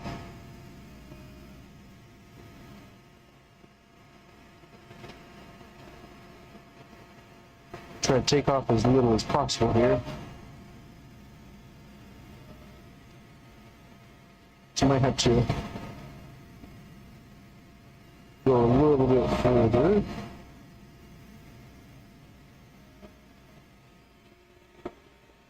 Okay.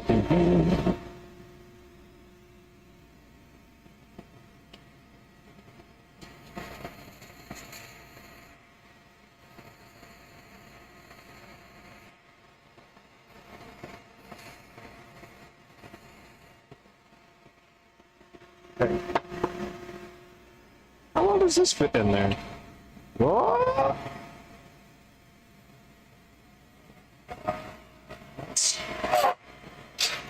It's almost disastrous. Not gonna do that again.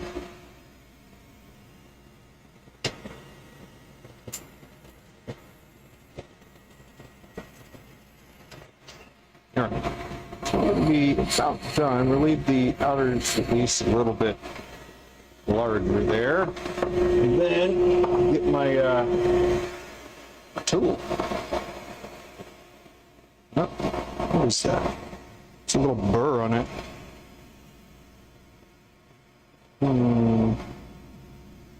Don't think I want that burr.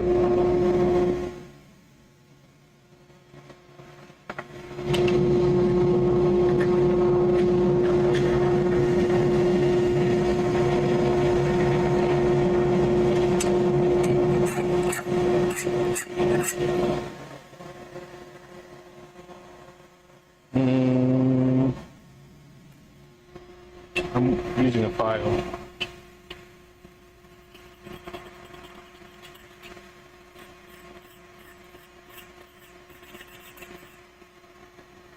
Just need to get that burr out of here. All right.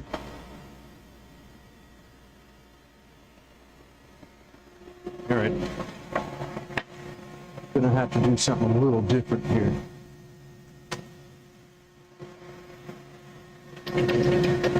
I know you're close. Sorry, I'm just gonna go ahead and get this right quick.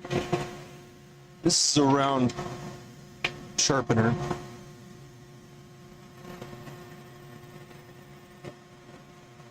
So I just grabbed it with my metal lathe.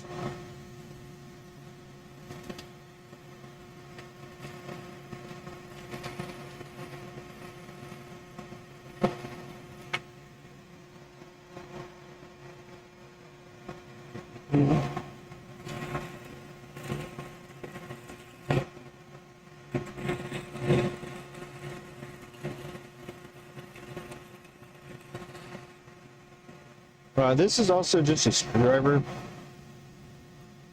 that I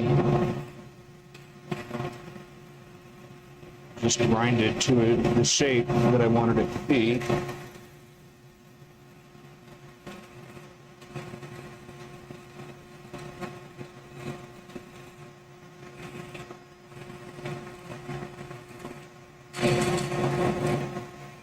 All right.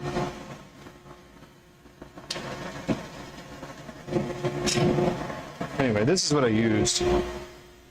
This little guy right here. And it's got a mohawk.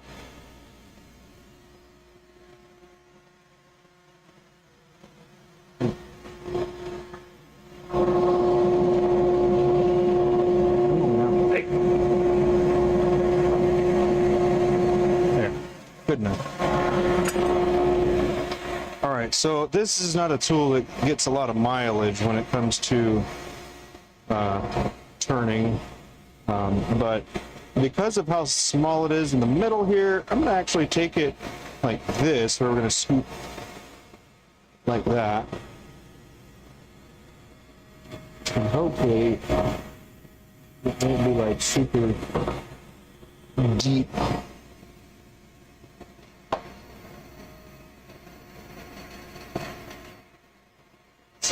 And I'm not separating it yet. Don't want to separate it quite yet. Just want to make sure that there is room to do what needs to happen. But yeah, it's a process. Let's see, how are we looking? A little bit more off. Be good.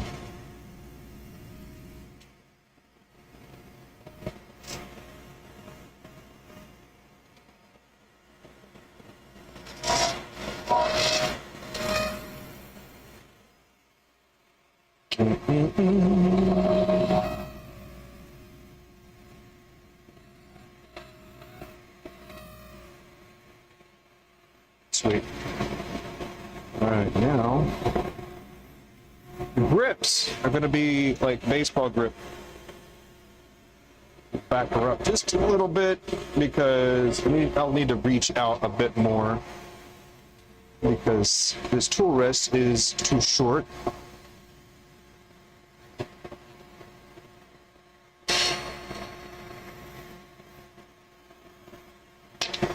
Smooth this little guy out too. So this one. Sometimes when you get the beading tool very close, like towards the end there, as far as final diameter, it likes to dance around sometimes because it doesn't want to cut perfectly like that.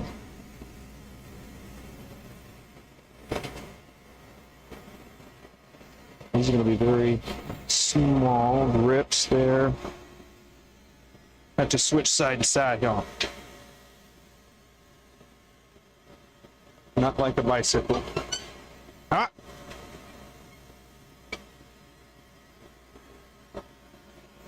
Side to side.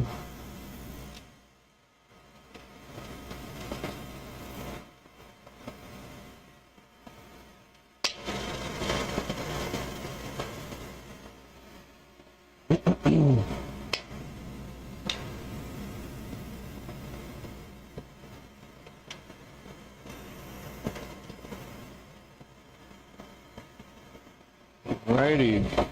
Oh, that needs fixing.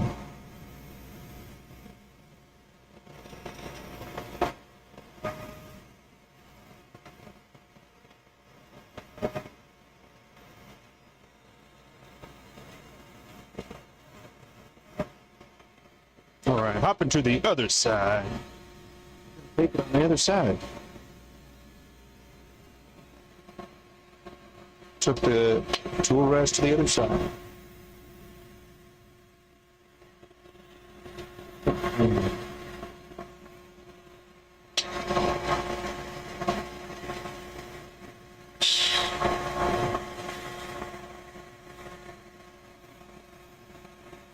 Oh, looking good.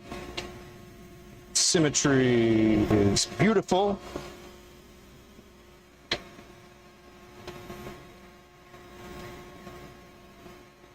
And for this, it's going to end up being a little chitter chattery, is what we call it. It'll be a little chattery, but yeah. So the rings still in place, right? What a terrible way of doing this. I should not have. I probably shouldn't have done this particular one, but I did. So here we are. Now it's going to go over to Abby. She's going to sand the rings. She doesn't know it yet, but there it is. And then in the meantime, I'm going to go with turn this right quick.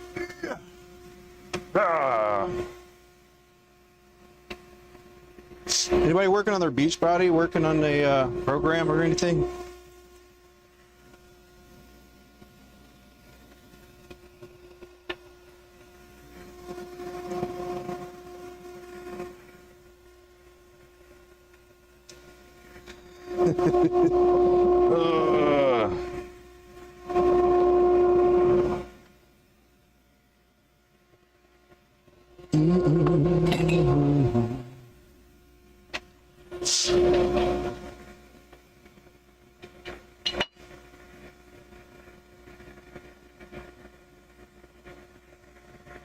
There we go.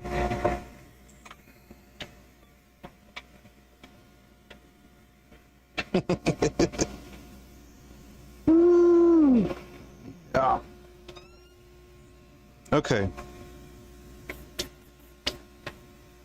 This is the second to last one. So once I get this one knocked out, then I'll have the other one back that I can just part the rings off. And then I've got some other things that I wanted to work on.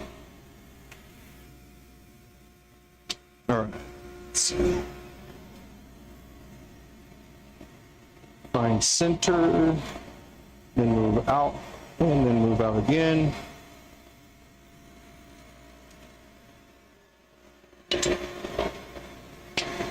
And then this is going to have a little honeycomb, round ends.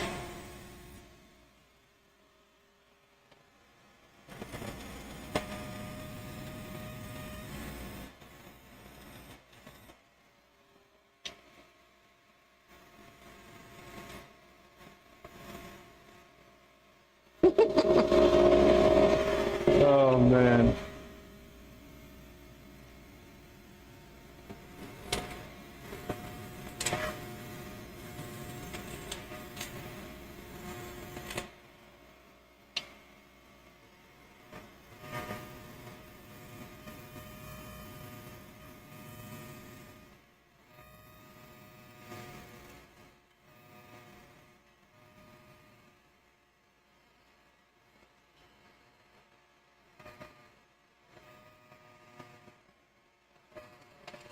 Tell my carbide is getting dull because not cutting as clean as it was before, but we just need to finish this one and then touch ups on the other thing, and then we'll see where.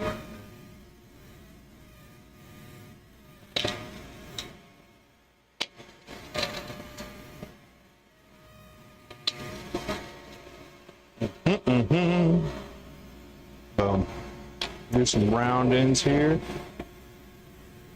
A lot of people like round ends. Yeah.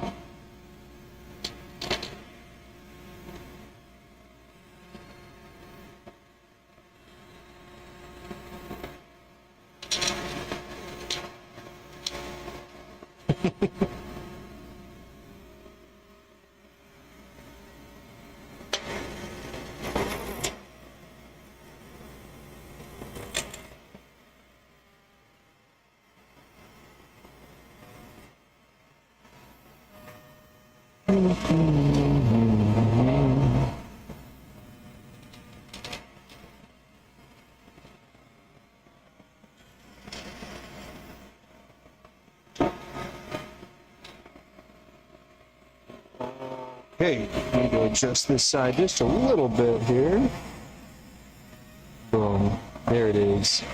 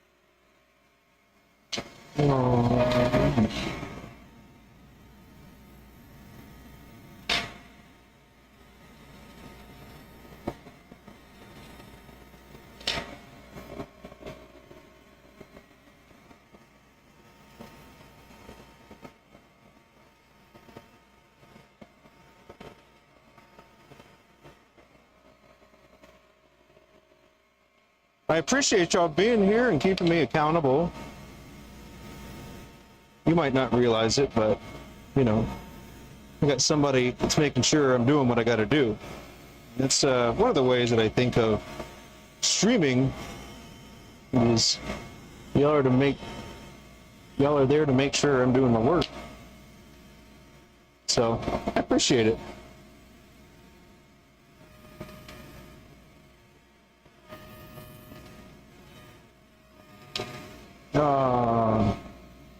Bummer, man.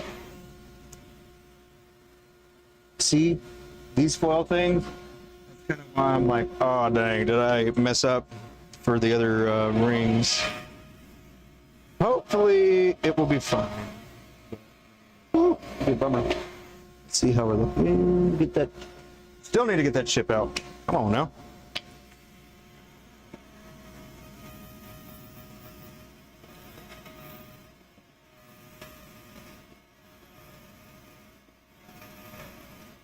So now that we're taking it that deep, got to change it, change the profile a little bit.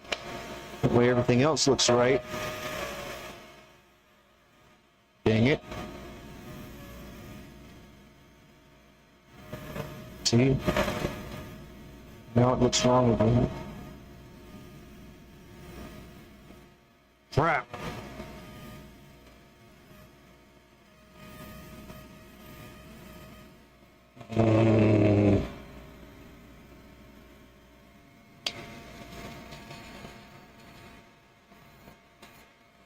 Round that, round that.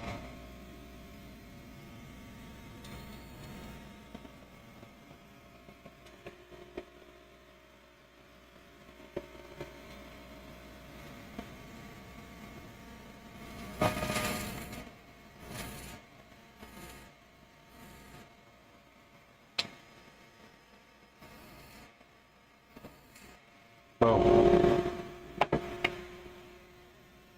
There we go. Now what's going to happen is the grip is this size, and the midsection here that rests on your hand is going to be able to go just a little bit further, so you'll have a bigger tilt on the pin.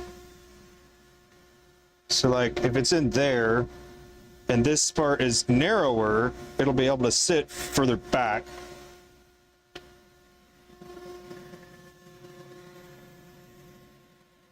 I don't know if you care about it, but when I look at stuff like that, that's what I think about.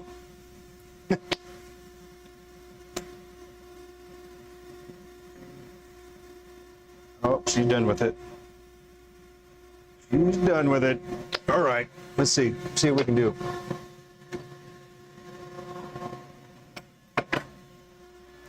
Oh, let's clean it up. Let's clean it up over here.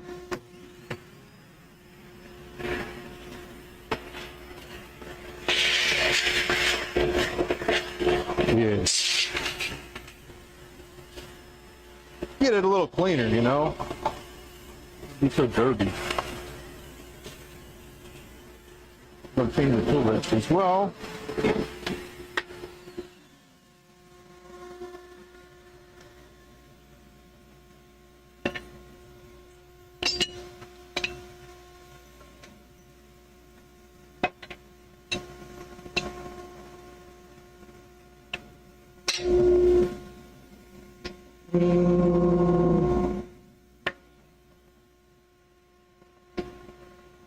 That's too much, I bet.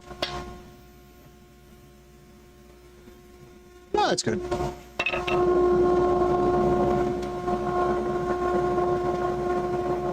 Okay, so we've got these, they're sanded.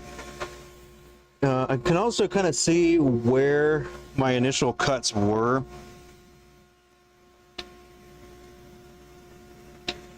So the goal is to basically take them the rest of the way off. I've got a different tool that I use for that. Sorry, I bumped the cam. Yeah, we've got a couple tools that I like to use for this particular thing. So we've got this one that you've already seen. And then this is another one that I made. And the purpose of it is to come in here and then be able to take it the rest of the way. But we did bend a bit. So,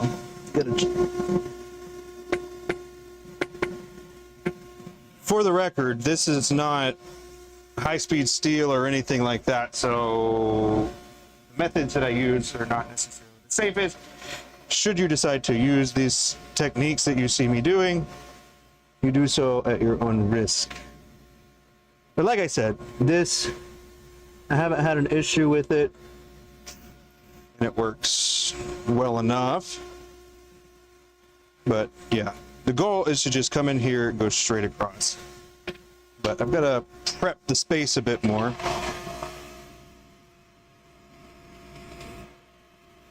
That way I can go straight across.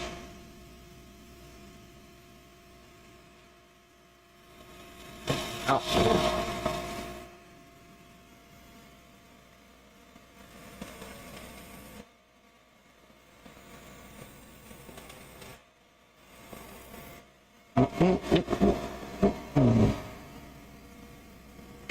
You gotta get it in there.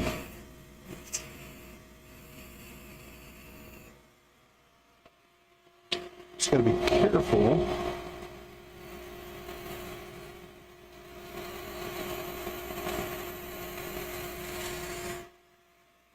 Nice. All right. Clean it up a bit.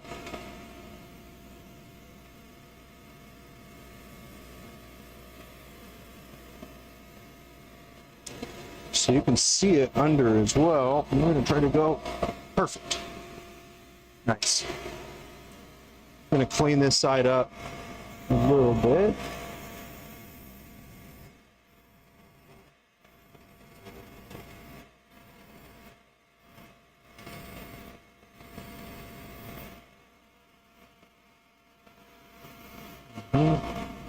Boom. And then again, see it is side.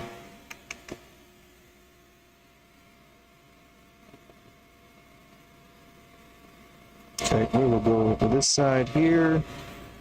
Flat level, come across. Same thing as before.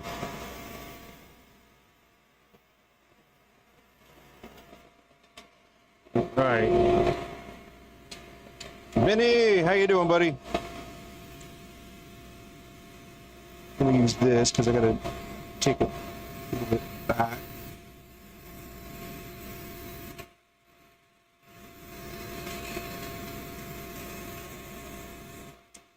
Good to see you, man. Just working on a double captive ring, hoping that it won't break here at the finish line. I still have to take care of the mid here. Make sure that you don't actually hit the ring. Yes, sir. Good as can be, man. Trying to keep cool. That's why they attire, you know.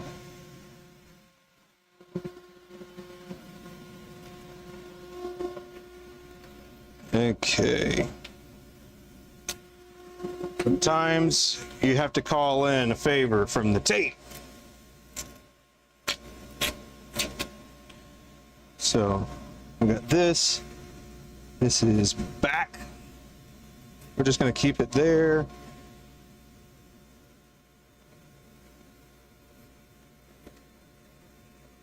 Okay. And then this.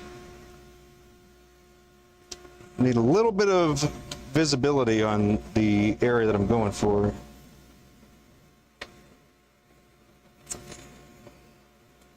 But yeah, have you made any captive rings before, man?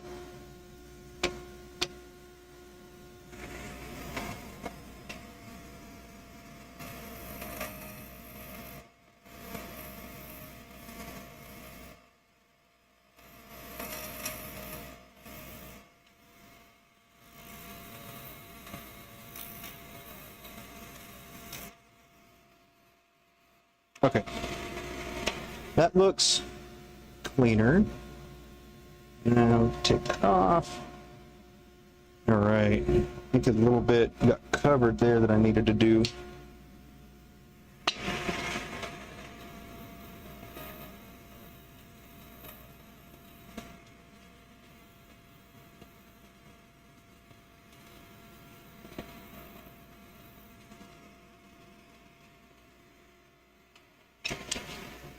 You broke a few? Just got to keep getting them reps in, you know?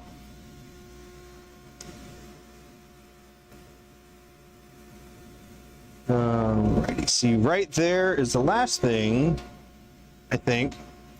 We'll reposition and then see.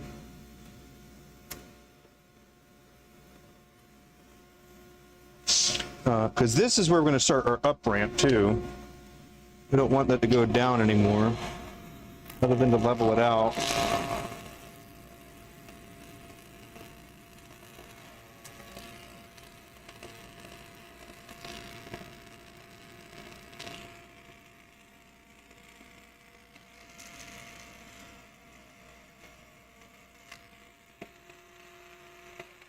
You need to make I mean, I used a screwdriver. So that's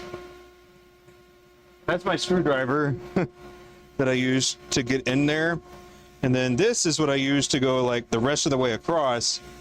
And this is just one of those S hooks that, okay, I just drilled it and threaded it in there. But yeah, and I tried this one, like a small, to like come in here like that, but this was too thick, which is why I did the next iteration of it. But it's not good for a lot of mileage, we'll say. So there are better tools. Get some high-speed steel and do that.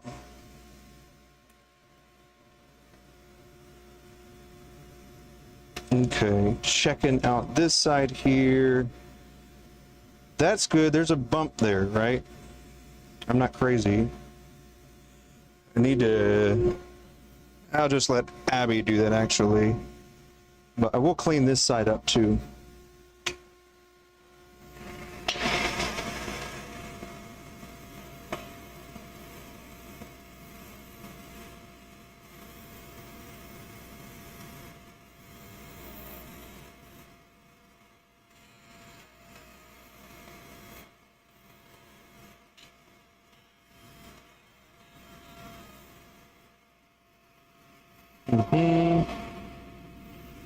Okay.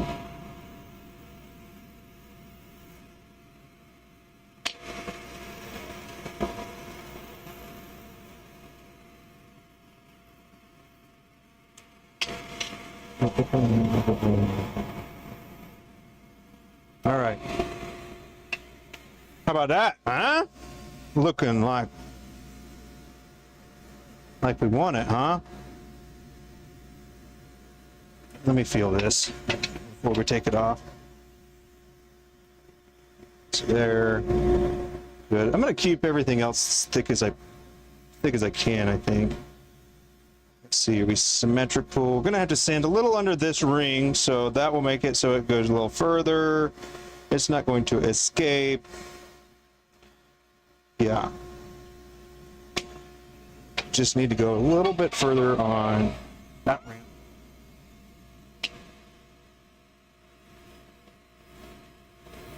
Gently, and we'll go backwards.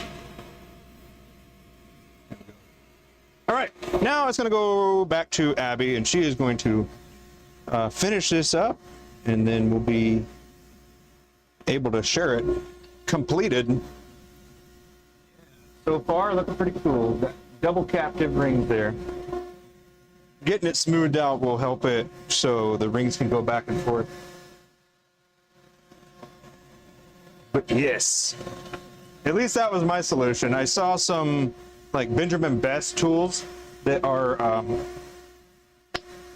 kind of like that. It's like a sideways version of this, where like this comes up and then it's got a little hook. So I've seen that, but it's for much larger things that are probably made out of wood too. So just make it do what you wanted it to do, you know.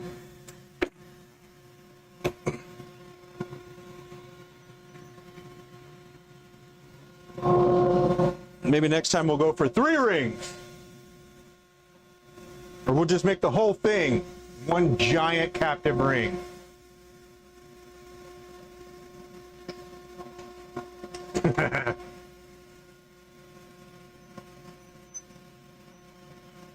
You know, that gives me an idea. Like, we could make pretty much the whole pin a captive ring using like the baseball ends, and then you just make the entire thing. Huh.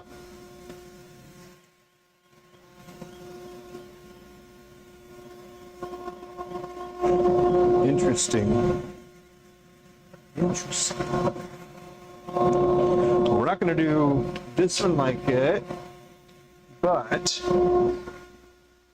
let's see, we're good here. Yeah. 33.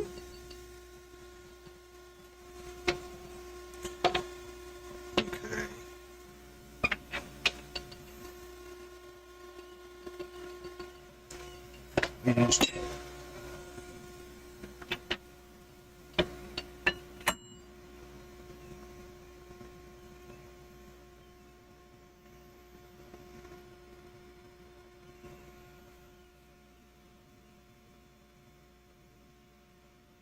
I think EasyWood Tools does have one that's they at least have a beading tool. But yeah, it was pretty easy to make that. And then I do have some, let's see, I have some different steel that I will use for that. Pretty small. So this is the steel that I've got that I'll remake a version of this tool. I think it's like 1/8 of an inch. What did it say? But the thing about it is, you know, it's not high-speed steel, so it will dull a lot faster. And like, I mean, even the screwdriver that I use, it's alloy, so it's not even solid steel.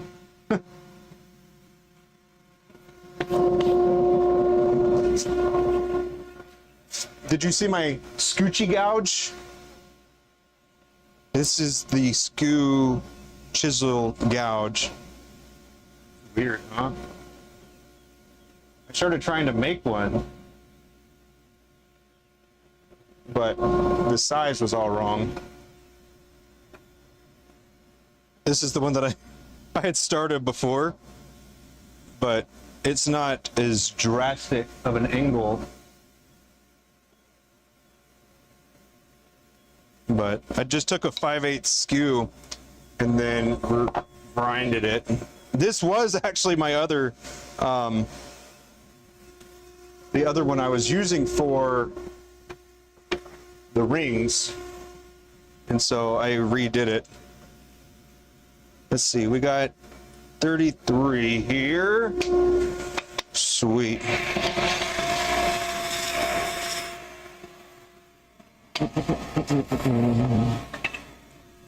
All right, 33 is multiple rings or beads.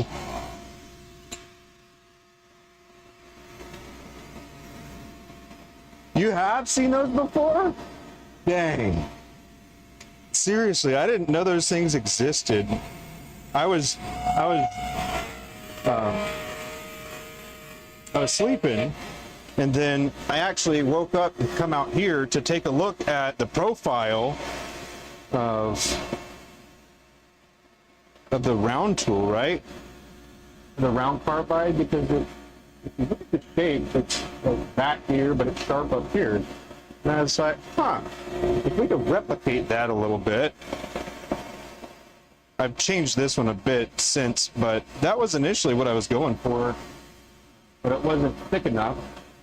And then somebody told me about the, well, actually the Spindle Master is what somebody told me about.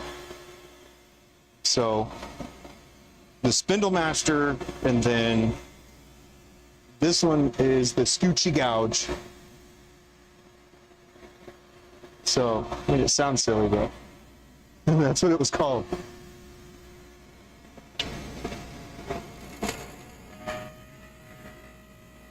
This is one of those shapes that likes to be complicated.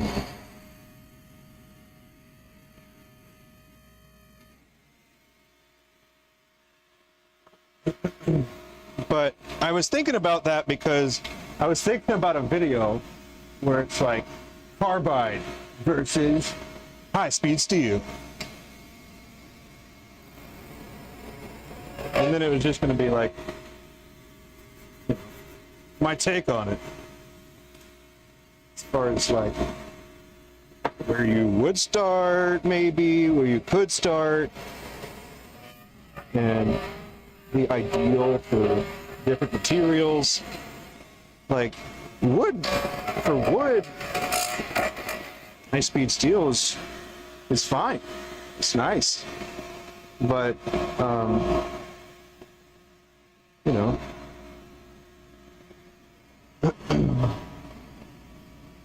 You saw another YouTube? Huh. That's interesting.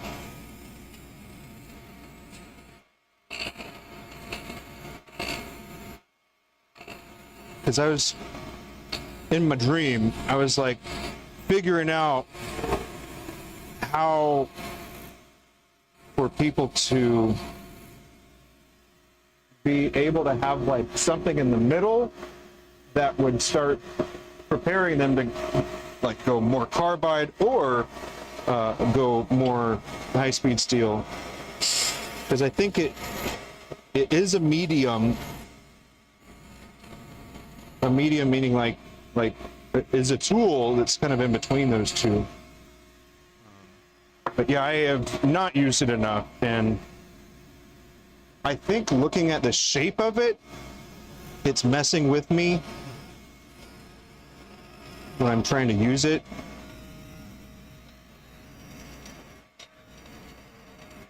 But you can get pretty deep into some of these areas, which is pretty nice.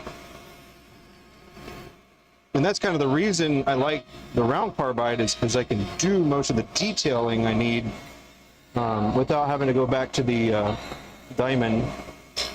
And I pretty much hardly ever use a square, but I've got it. Jim, is he the guy that's like make a wood bowl with me or something? Or make a wood bowl? I don't know. But interesting.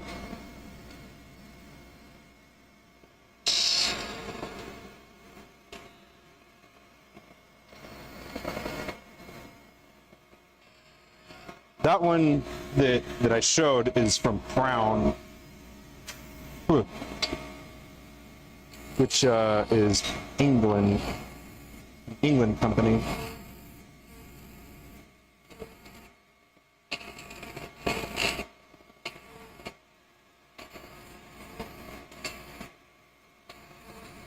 This is what I was talking about, having to come back with a diamond tool and get to the areas that I couldn't get to. Rounding them enough to where I can get the round carbide too.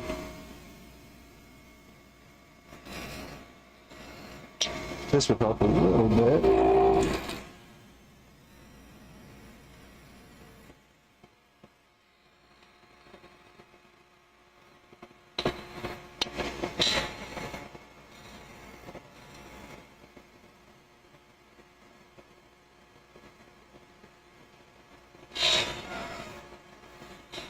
Oh, okay, cool.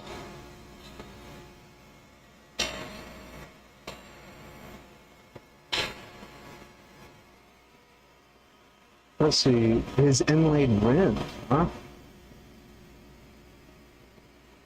Huh.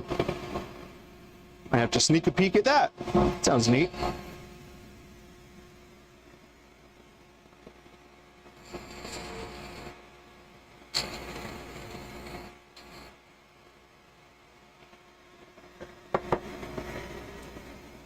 He does a lot of hybrid stuff. That's cool. A lot of people seem to be getting more and more into casting. But that's actually probably good, because it can get stagnant, you know. Sometimes things can get a little stagnant and people want more variety, so having different materials is, if you're a decent caster and you have good color separation, good patterns and color coordination with stuff, I would say that you could definitely make those move.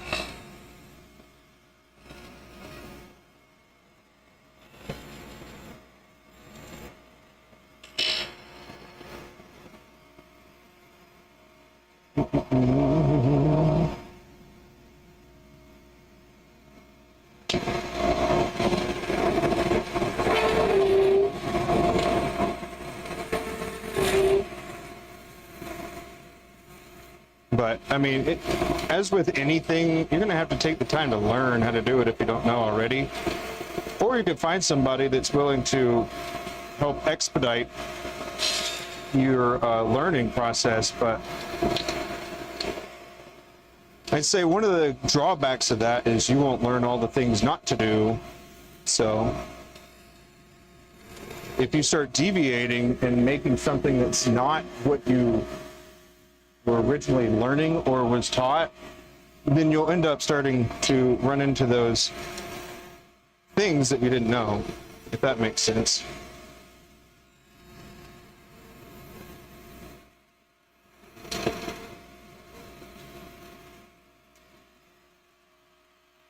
But it probably will give you a better understanding. So thinking about it as like a tool type of thing. If I was taught how to use carbide, and later on I just wanted to use high-speed steel, and then I just start using it, I'm going to make a lot of mistakes because it's not carbide, what I was taught to use. So you have to learn like the parameters of it, and that's kind of what I was talking about with the resin. Yeah, there's a lot of things to do, a lot of cool things to do.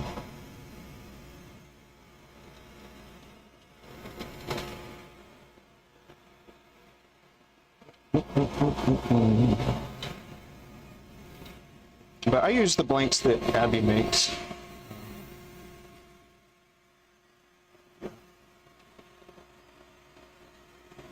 For the most part.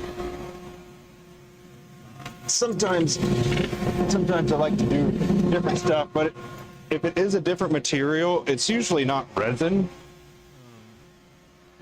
It's usually like micarta or juma or ebonite or delrin, or you get the point.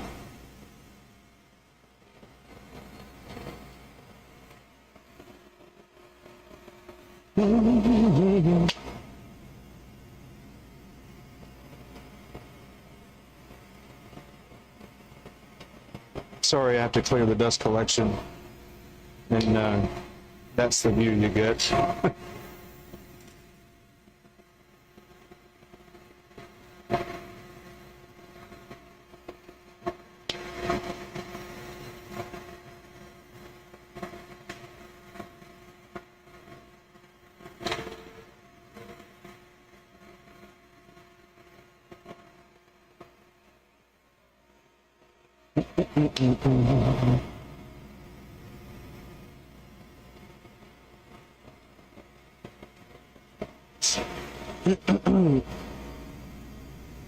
Yeah, being taught only takes you so far. That's true.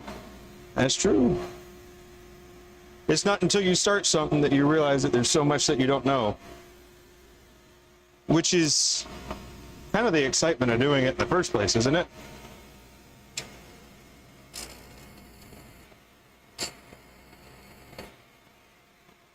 At least that's one of the things I like about it. You don't really know what's going to happen. You have a hope of what's going to happen, but it didn't always happen that way. Okay. Pretty good, pretty good. Boom. I will say, on the other hand, if I was the one that taught you, I still turn, and I still learn, and I hang out with different people, and I try different things, and I have different projects that pretty much all relate to pins, like specifically pins. Yeah.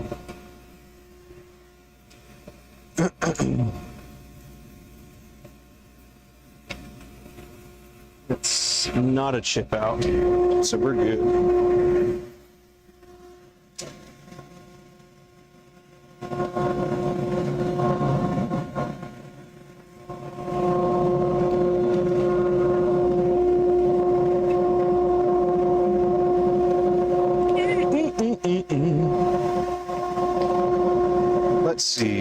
So the next thing I was thinking about doing was working on different design.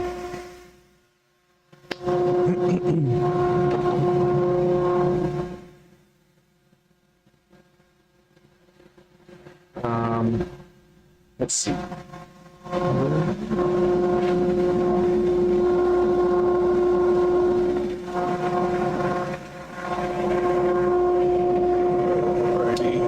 So, a lot of these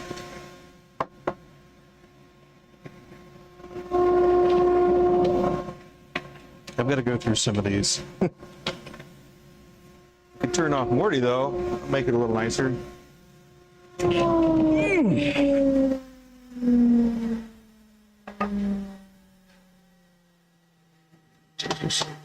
Boom. All right, we'll do a little of this for now. There we go. So this is what I got. I'll show you in a minute. I gotta sort them.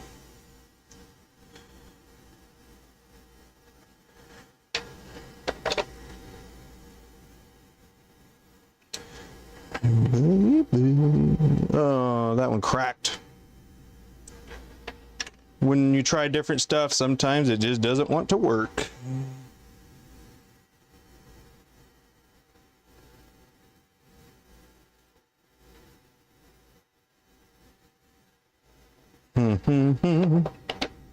Whoa.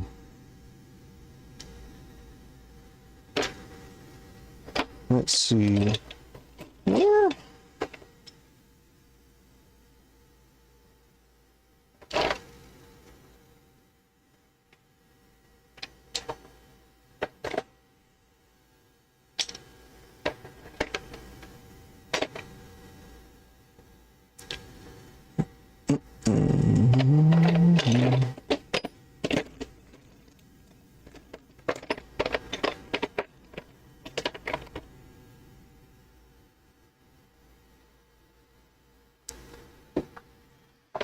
Yeah, this has taken me a couple times, and I still have not quite figured exactly my favorite way to do this.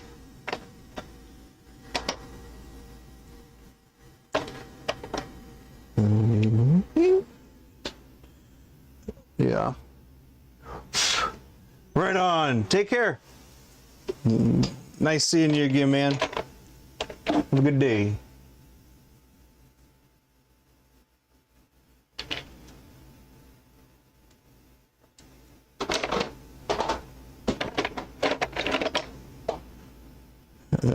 Did that break?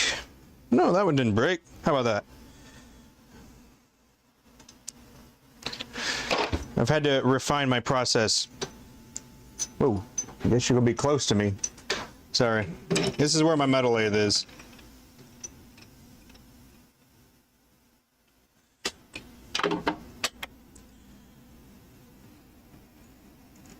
Pretty good, pretty good. We will just roll with that. All right. Oh, actually, heck yeah. Let's do that. I'm gonna make this into that. Yep. Sorry, we're close. My metal lathe is here.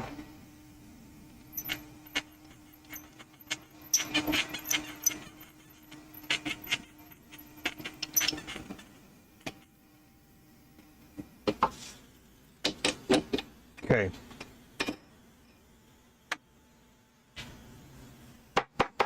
Okay, now I gotta see if this will even work. Oh. Y'all wanna see the captive ring pin? It's ready now. Order up.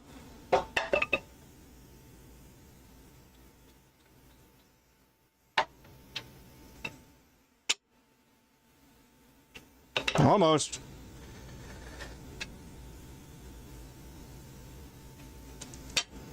Ah, my goodness. I need to mark this or something. There. Alrighty.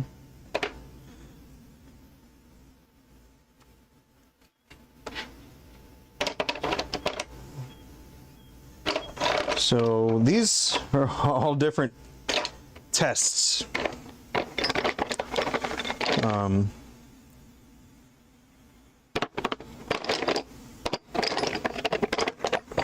here. There we go. Yeah, all these were, you know, variety of tests and stuff. Actually, that was done. But yeah, so these are other holders of sorts.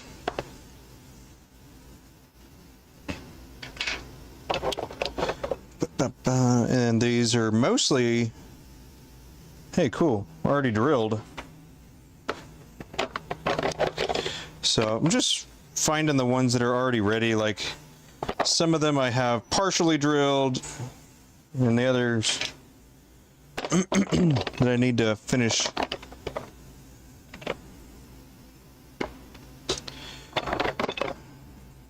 That is not ready. Oh, sorry. Come on over, take a look at my wares. There we go. My bad. This is what we're looking at here. Or what I'm looking at.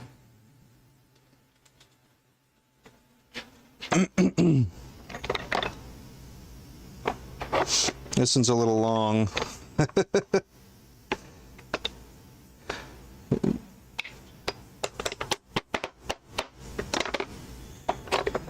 Okay, that's good enough.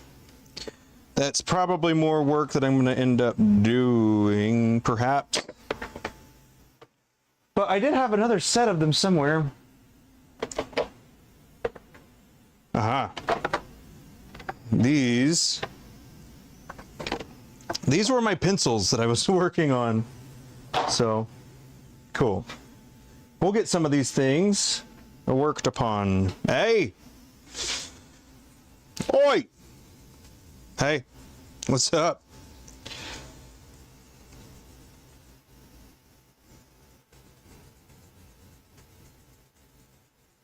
That'll be good.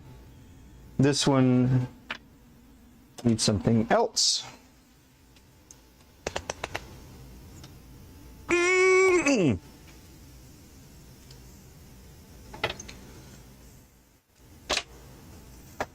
Move this out a bit. These are done. Put that there.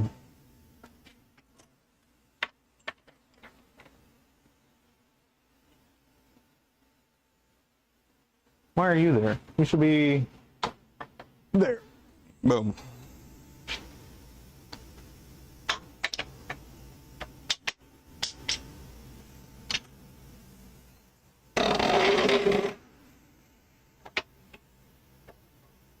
Okay, so this here is going to end up being,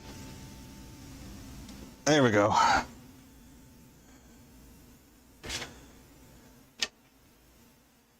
Okay, there. Okay, so you can kind of see what this is going to be, right?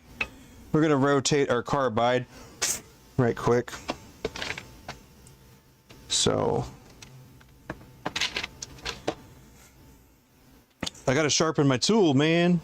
So there. Almost sharpened, and there we go. Got her sharpened. At least for a little bit. Alrighty, so yeah. I'm gonna slow it down a bit. I don't want to go on that fast. Let's see. Did y'all want to see the captive ring? Sorry, I asked and then went on. Here it is. The double captive ring. So it's got a lot of movement there. And it'll get cleaned out and stuff. So somebody's gonna really enjoy using that.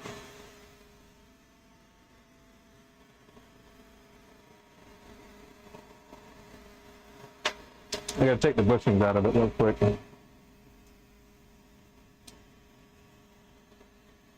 There we go.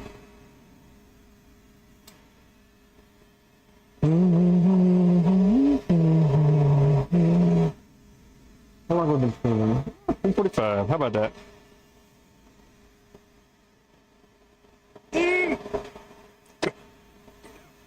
There we go.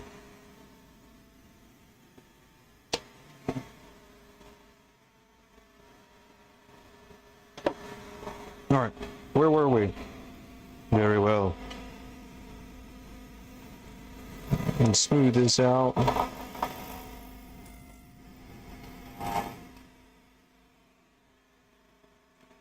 Morty! That's not too bad. There, I changed the arm so it would be less of me, you know?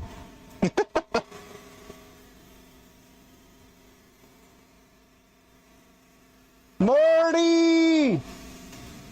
Thank you!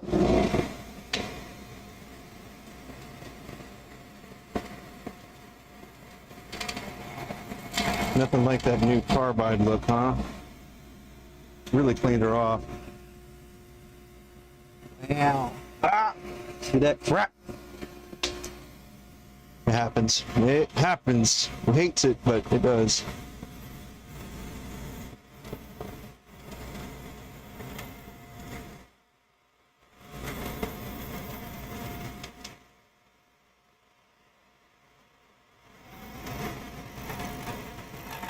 Nice light cuts, light passes. Because eventually, huh?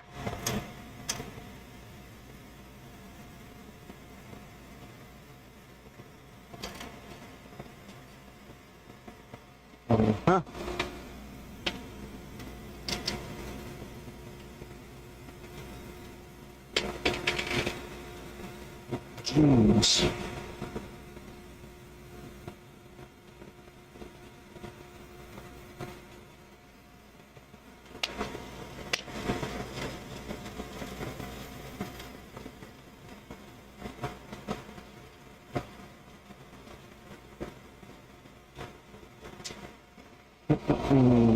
Okay.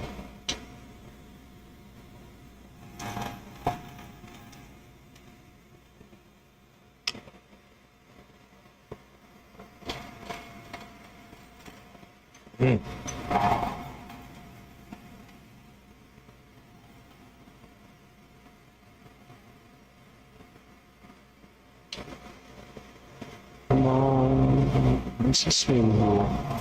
I haven't found the best way to do this yet. Because it's such a long turn, right? And it's not supported. So in the middle, it can wiggle. Like in the middle, it could be a little bit bowed because it's held snugly between centers. But that's good enough. See that? Maybe not, but it's a glitter chip out. One of the drawbacks, I suppose, of glitter. But there we go. Nice and easy there. Right.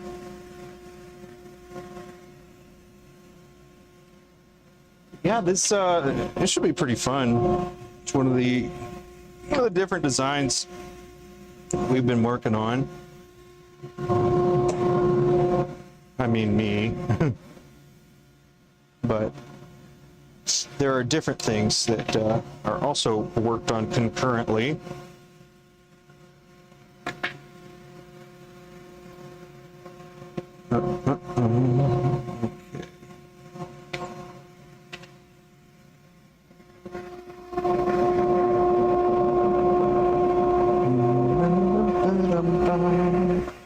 Okay, so this is yet again something else. Let me see if I have any others that I need to do first. Because I have a different way I'm going to do those. It makes it a little easier.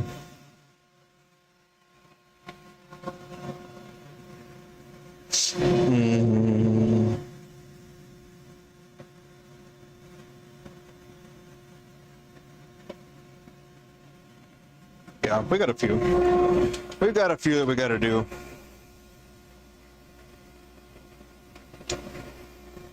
Okay.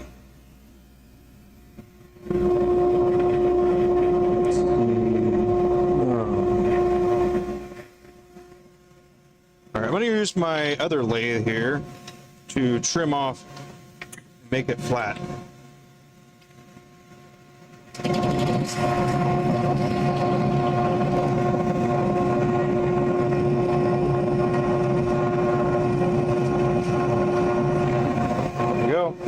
Now it's going to make it so the live center is actually punching the hole instead of the edges.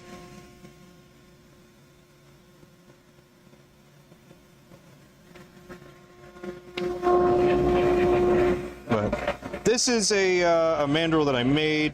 I basically just took a bar and then, you know, made it the size for the hole, and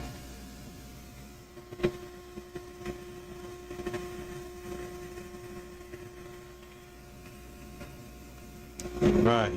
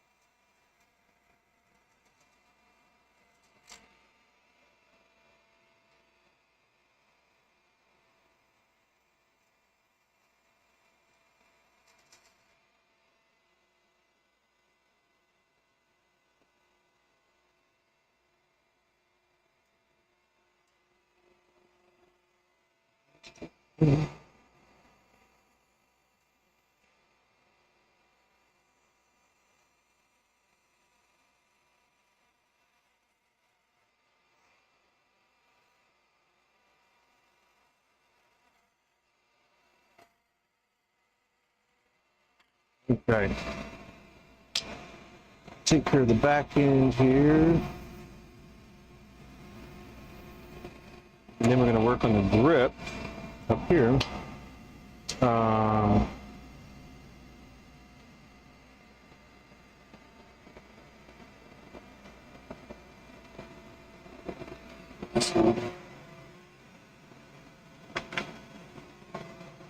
This one?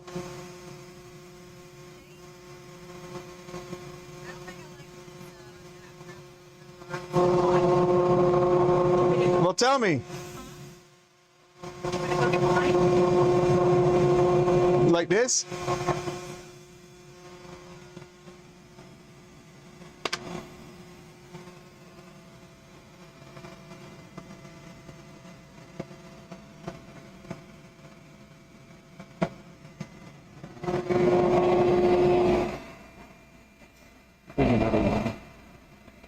different profile. Obviously, quite a bit longer too.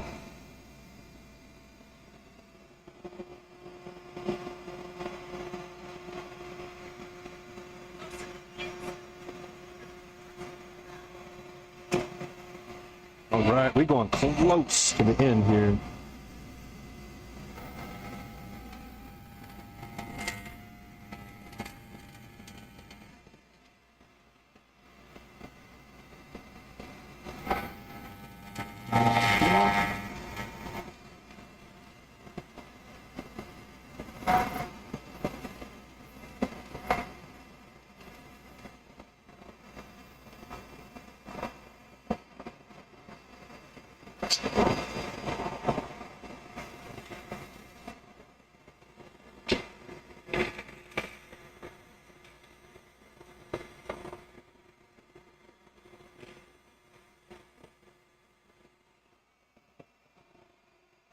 All right, that is about the shape. We'll look on the diameter.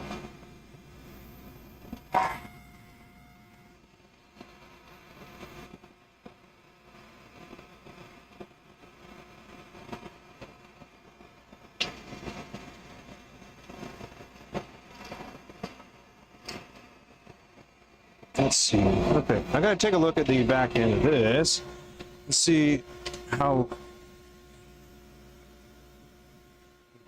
Good switch, actually.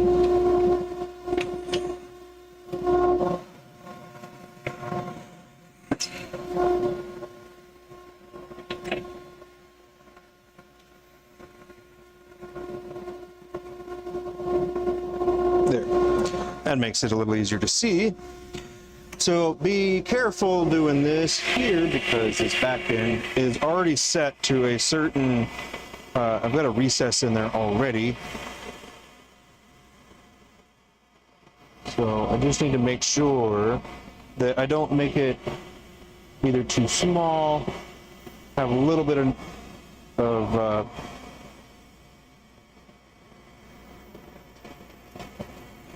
don't know, I call it a crown, but it's like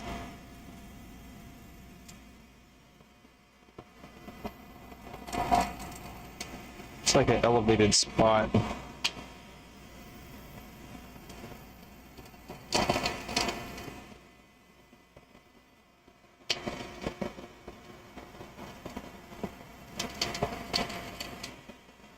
Okay, can't make too much skinny there.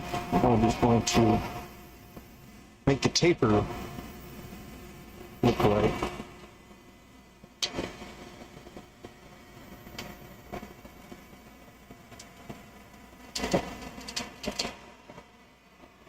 There we go.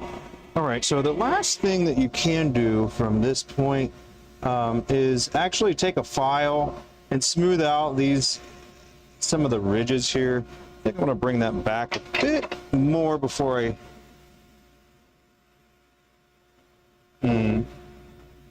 like that.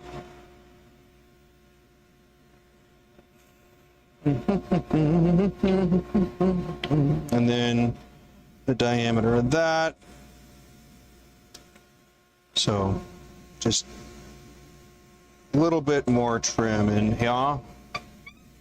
But we're going to stick with our tool because it's pretty sharp and it's making it so I don't really need to do a whole lot of cleanup. I'm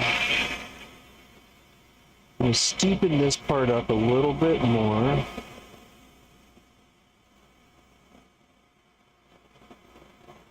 Back. Okay.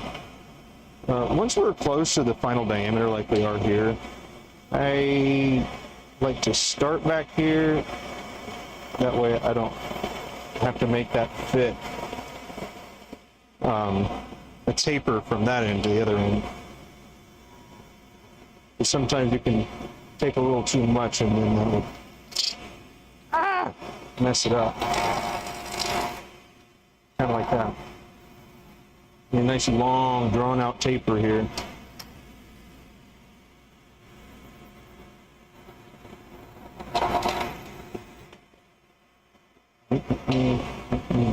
Okay.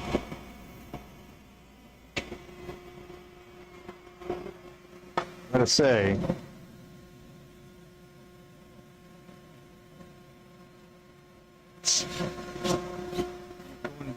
not going perfectly how I wanted it to.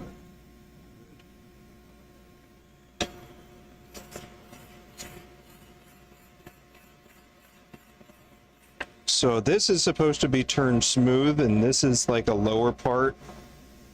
These areas right here. There. So it will get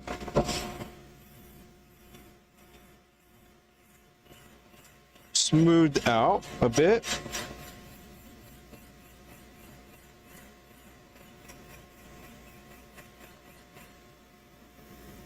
Nice.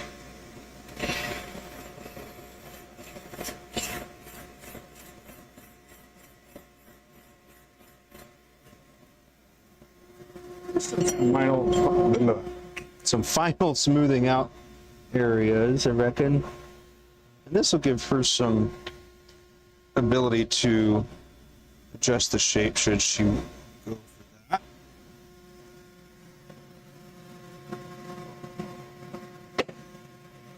Okay.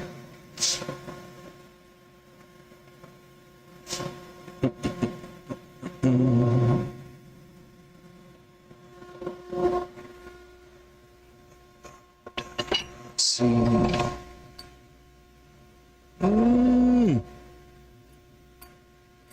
No.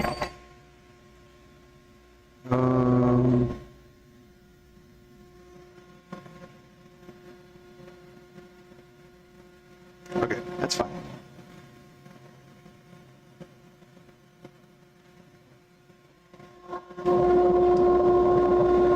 Let's see. Oh, not yet. My bad. Weird. I got a couple of them.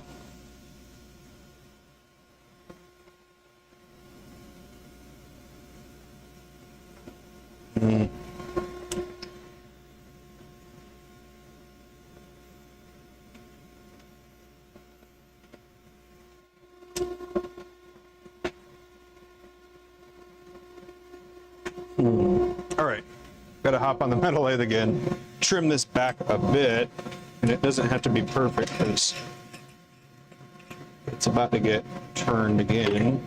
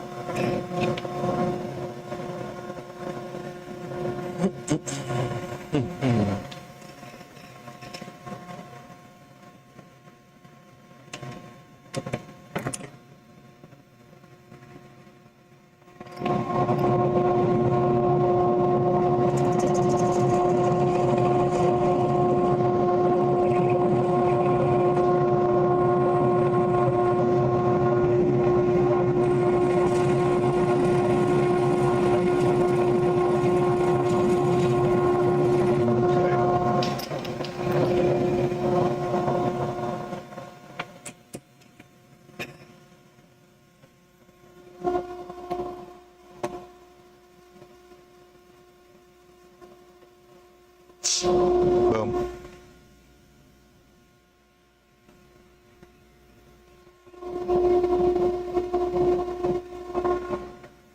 Whoa! Everybody's gone! It's all right. Not everybody. Not everybody, right? They're just circling back. Dropping some good stuff.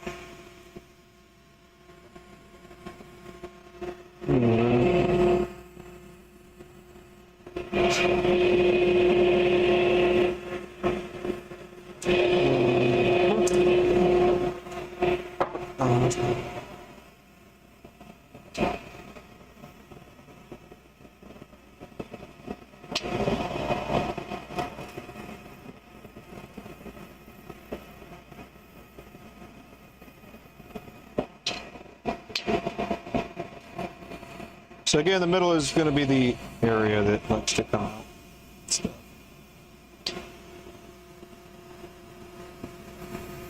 So,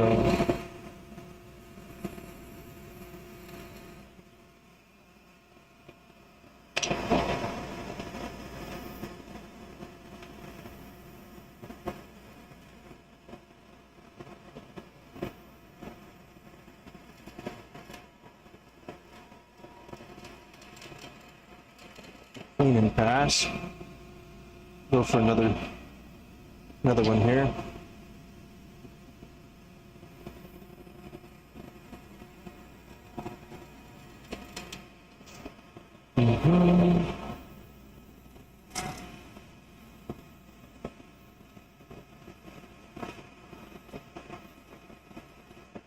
So we want to get that nice. This flat.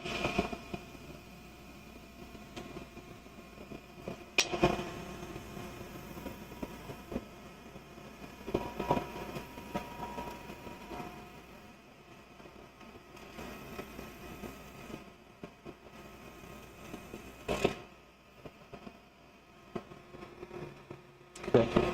So we're really close to. We just need to clean the front end there. Get our small right here.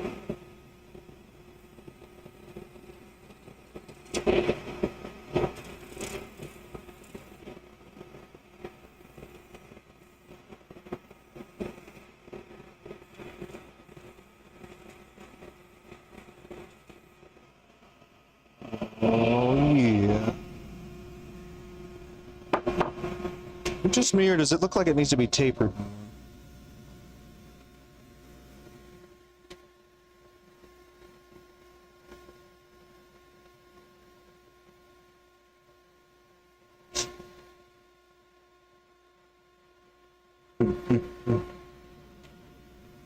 Okay. Well, by that.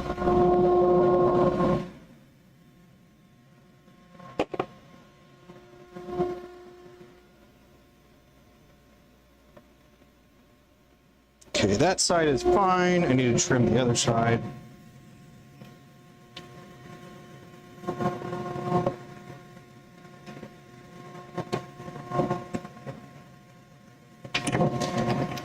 Whoop.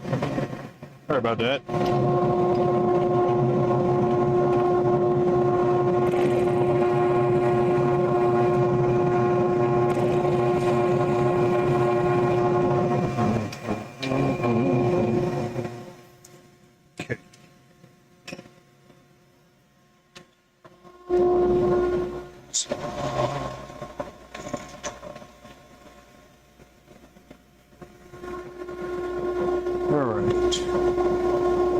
Mess with the end there too much. Just a little bit. One of the things that's a bummer about this in particular is that it's a little bit of a long bar, so it makes it not run as stable. So this should be a little better.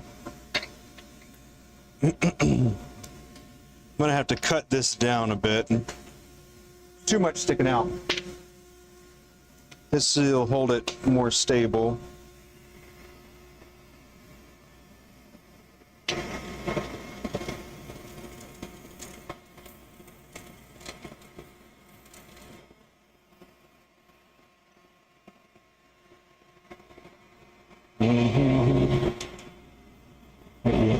So this is still more spindle turning too. Yeah, we don't need to take much off at the end here. We can skip over it.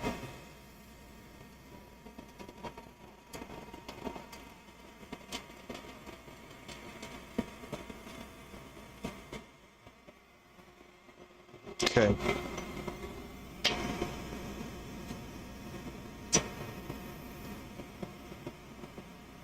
There we go.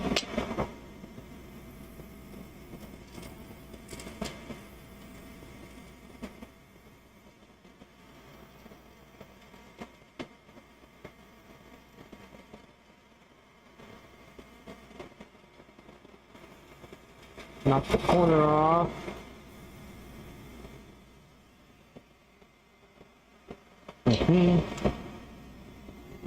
Let's see. We're gonna take. Yeah, we're good. We're gonna take a little bit off of here.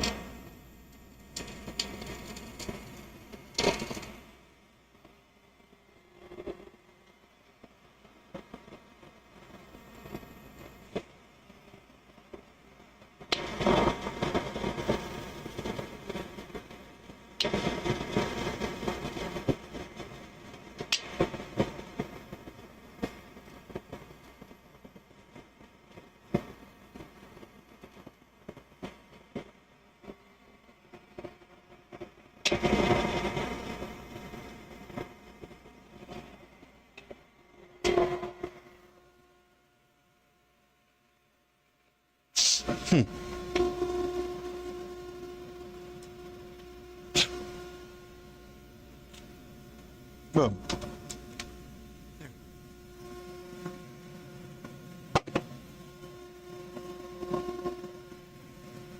And you know what I gotta do with this little guy.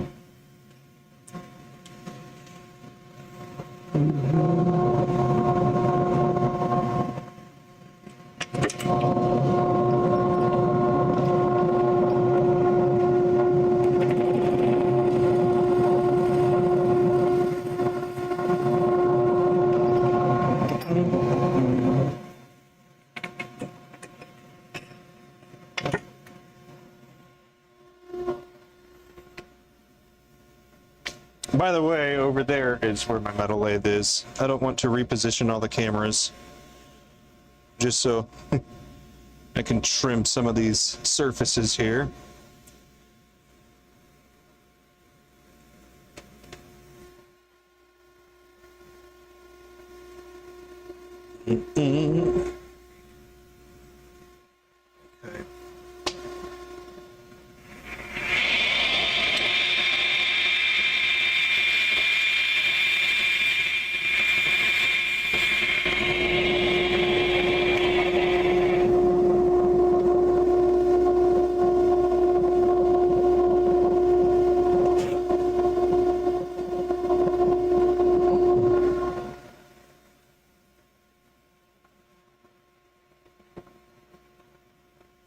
Okay.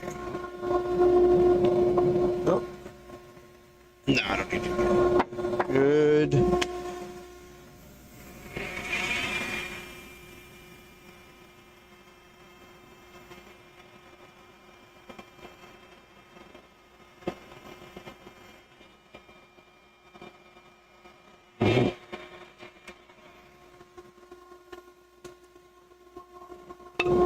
Trying to make this outer rim here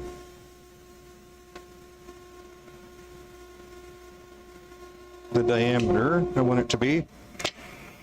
And we are actually right there.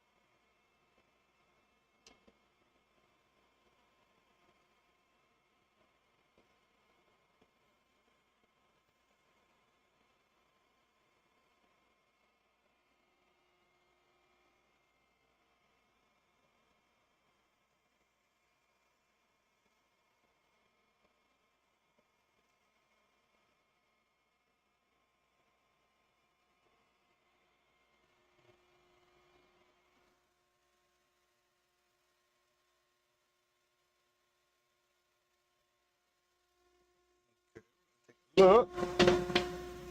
How flat we are here.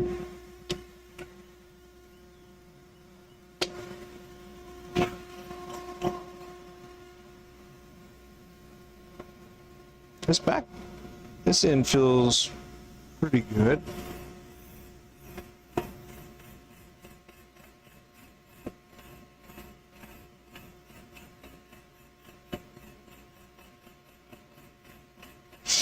I'm not going any further forward because I know that it comes up right there. And I don't want to create too much of a dig. Kind of did a little bit, but we'll smooth it out right quick.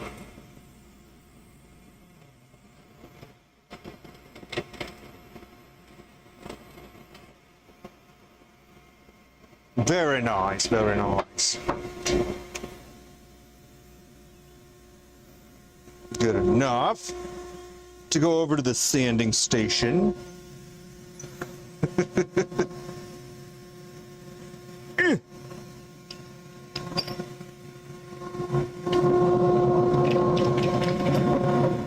Nope. Just using the jaws to pull out the mandrel.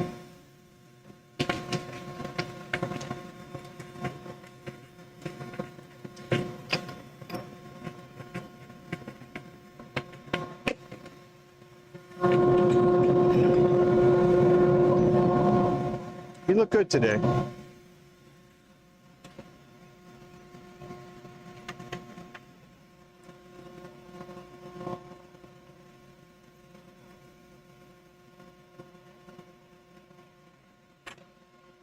Nice to see you.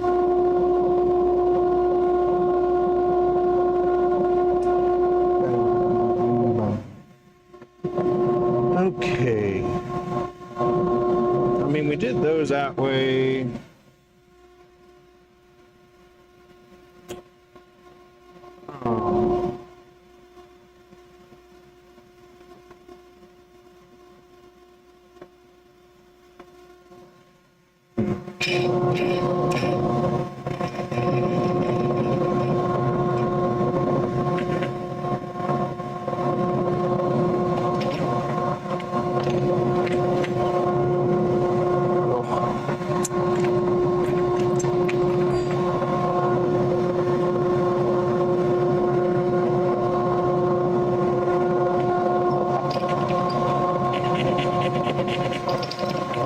Hey.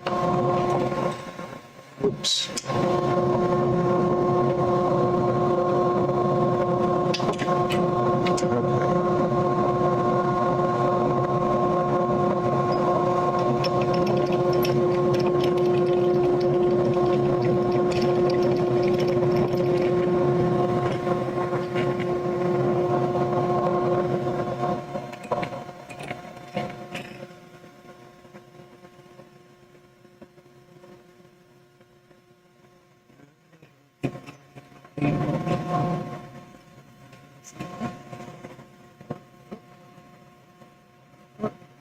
Come on now.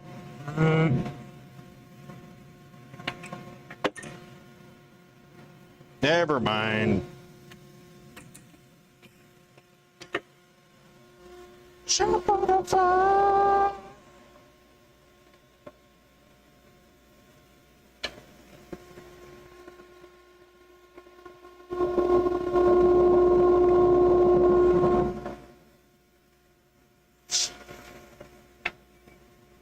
Okay.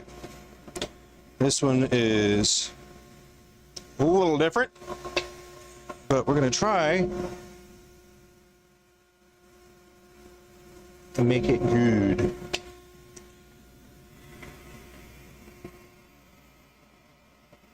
Okay. We're spinning. We're spinning. Okay.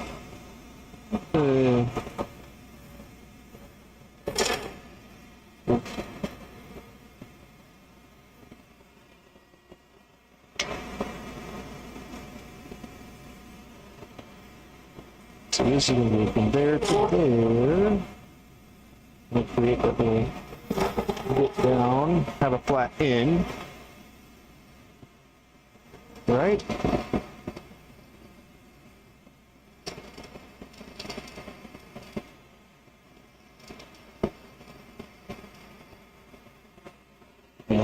get out of here.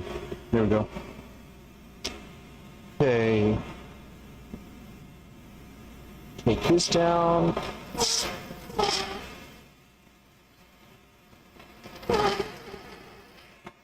All right. Let's see. Need to trim the side a little bit over here.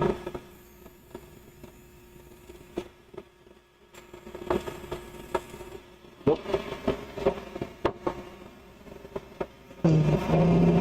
Well, that's kind of interesting, huh?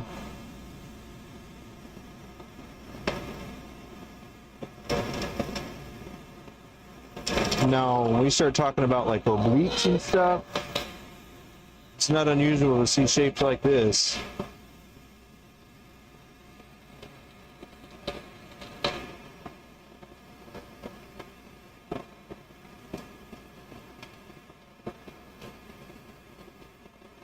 But we're going to keep taking it down until we like the ratio.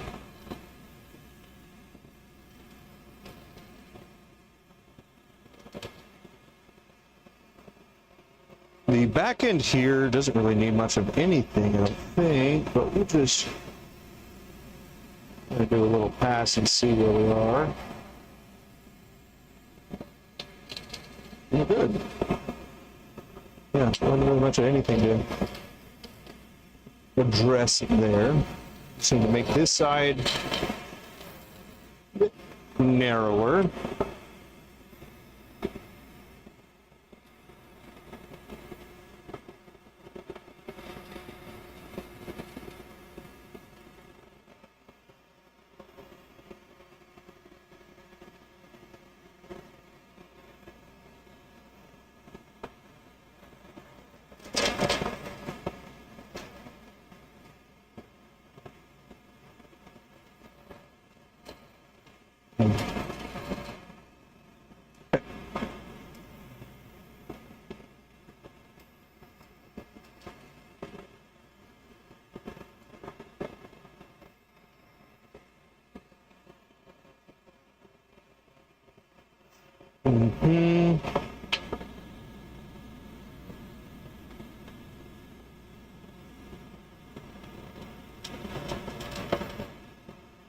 All right, I think that is good. And it's going to take just some cleaning up with the sandpaper, partially because of these little sparkles in them.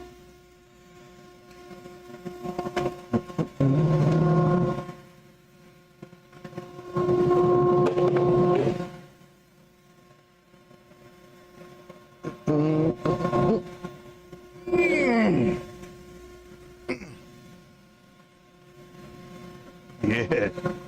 Look at that. The mic's still holding on and everything. That's good, man.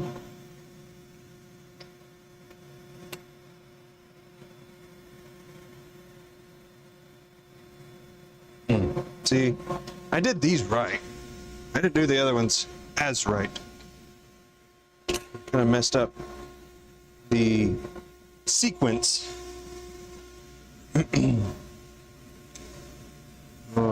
See, that too, a little wonky, you see?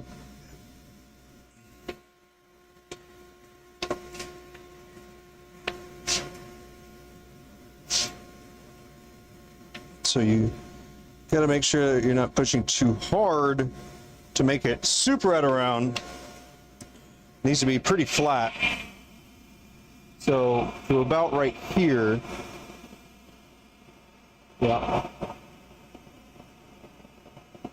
Still right though.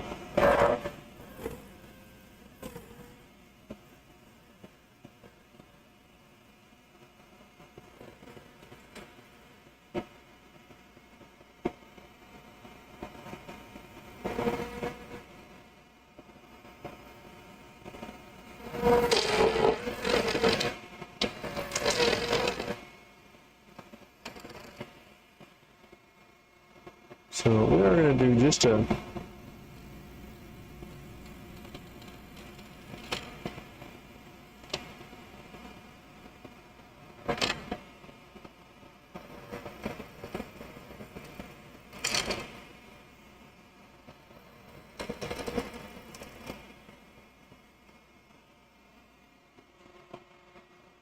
So again, one of the drawbacks of some of the glitter and sparkle when you're turning it, it likes to sometimes make the blank dance a little bit or skip.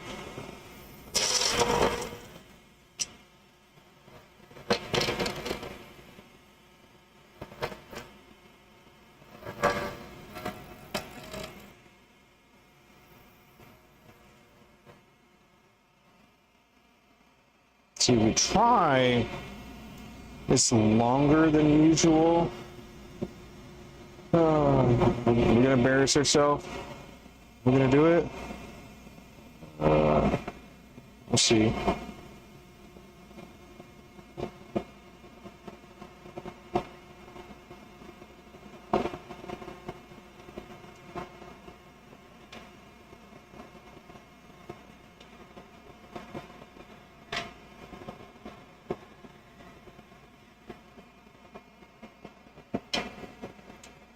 We are a little bit a ways from.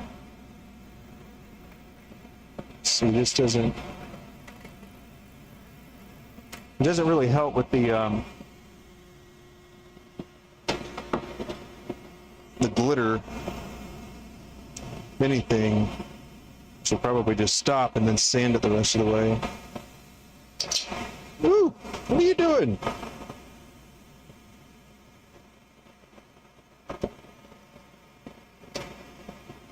Very non-standard tool for me. Need a lot more time before I start doing that.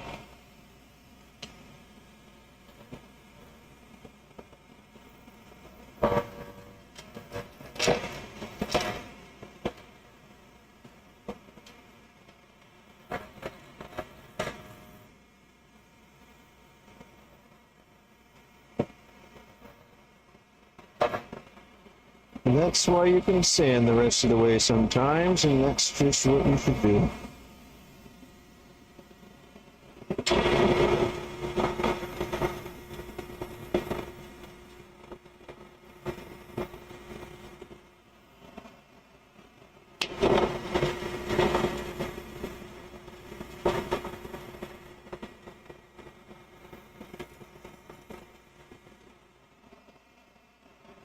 Okay.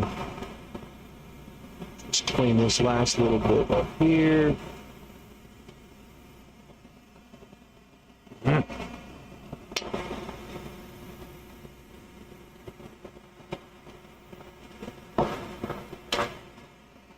right, we're gonna drop the speed. Try to sand some of that stuff out. So another thing we actually could do right quick too is turn it a little slower. And that might help.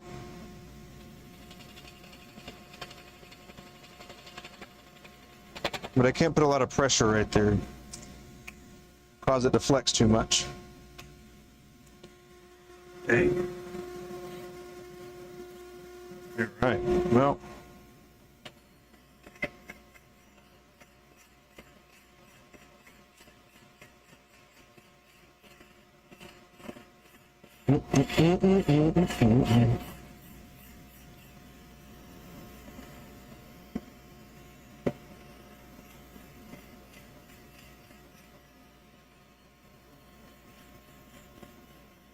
Kind of giving it some bottom there.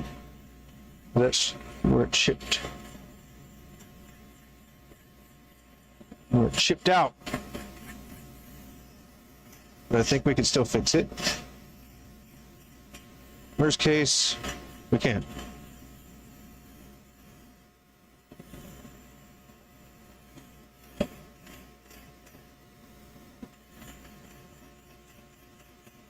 I'm gonna have to flatten and level this last little bit too.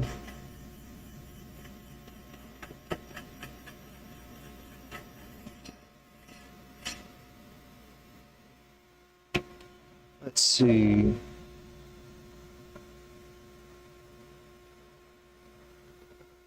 Okay, there's one spot right there. That right there, yuck. Okay, well, this spot back here is really good.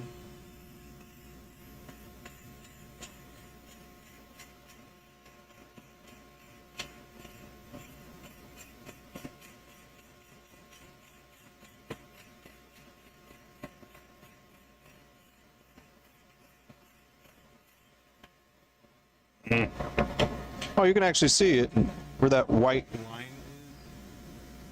Maybe not. But that is where the chip out happened. And so what I'm doing is trying to make it so that is flat with everything else. So it'll take a little bit of back and forth here.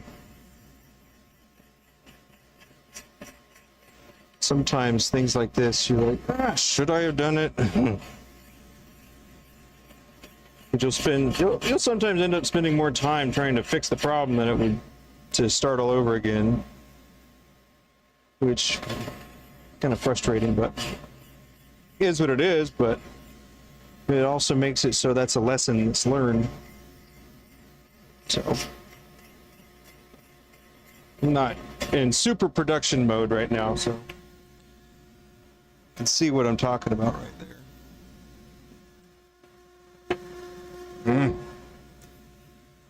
So it's a little chip out right there. All right, well, what we're gonna do actually is we're gonna take it a little bit back from here, hit that spot right quick, and then we'll leave the rest of it. Well, actually not gonna touch that either. I'm just gonna do this.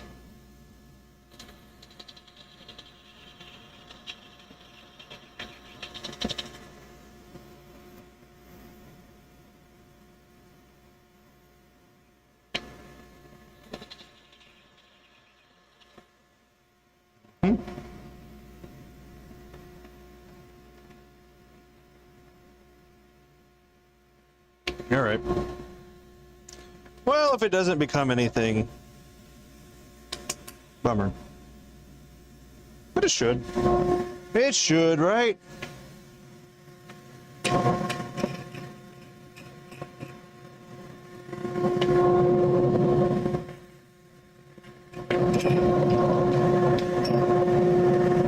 Sometimes I use the jaws to take the piece out. All of them. All of them. Got them glitter schmeckles in them.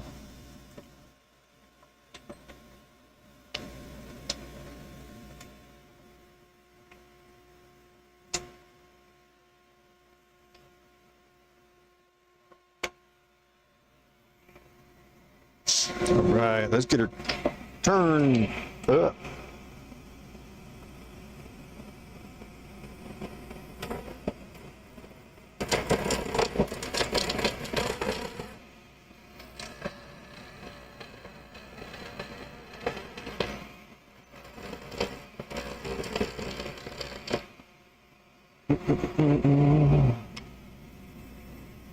Oh. Like, why is this taking forever?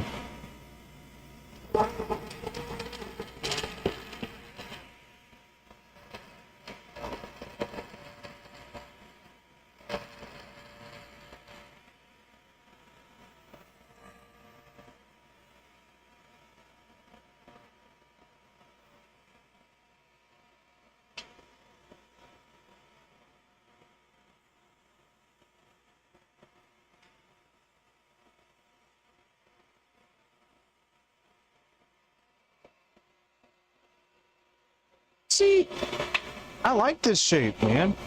I like this shape. Somebody over there does. And so she's the marketing team. We want to make sure that she likes the people. So, but man, I like this.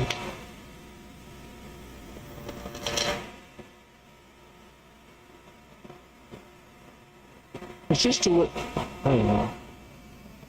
It kind of has more of a classy look.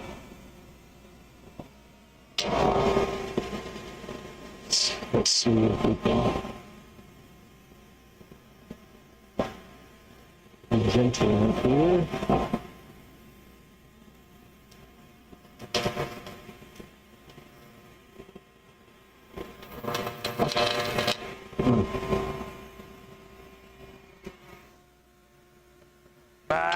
See that?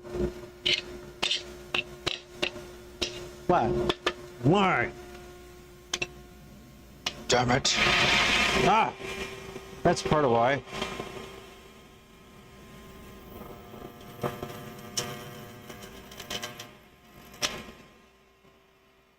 Okay.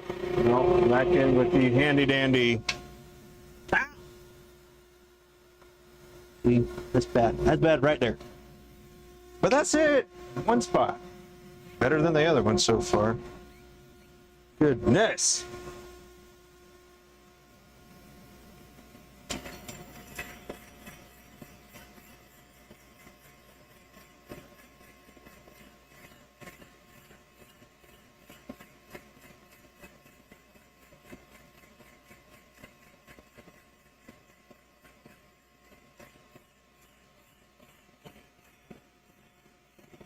Too much on the back end there.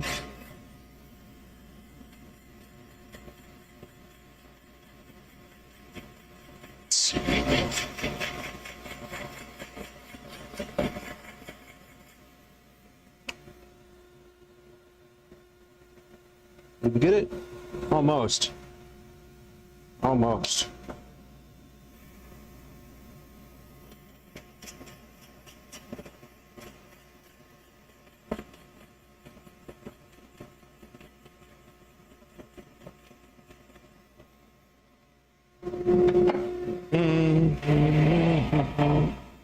Let's see, what's that grip like?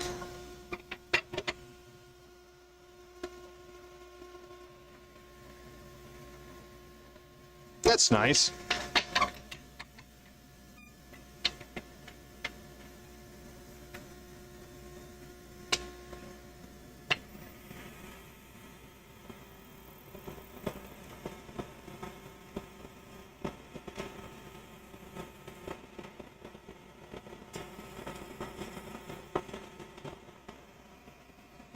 All right. And that. Ah! No. Okay, that's not a good thing. That. All right. We're not going to do it. We're not going to mess with it anymore. Sometimes you got to know when to hold them. Know when to fold them. Know when to walk away. So.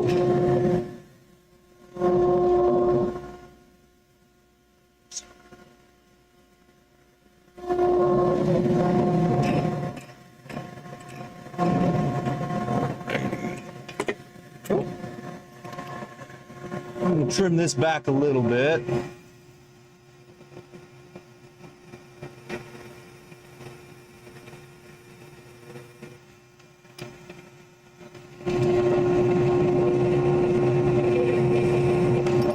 Okay.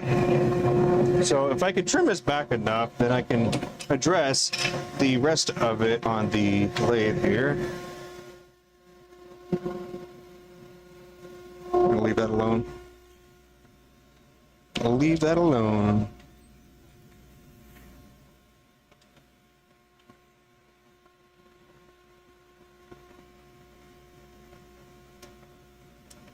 All right.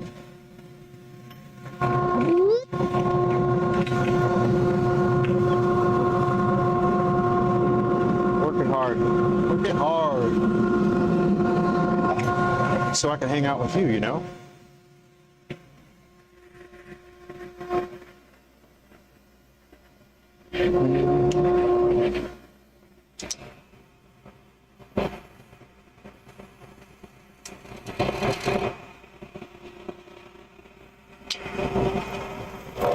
Let's hope that this will be a little easier.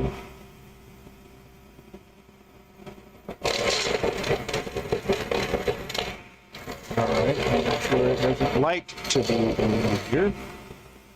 Wonderful.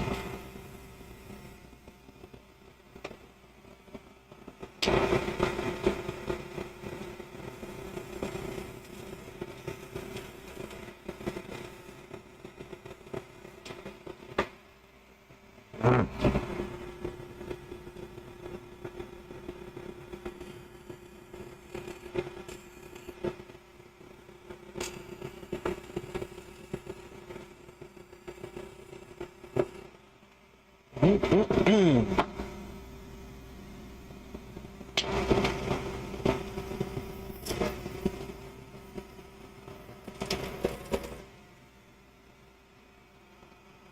go too tight because it'll pocket the bow, but on the other hand, loose because then you'll be able to turn.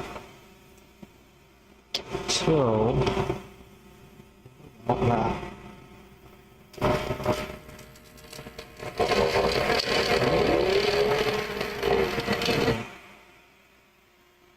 Would you want to hold this as a pin?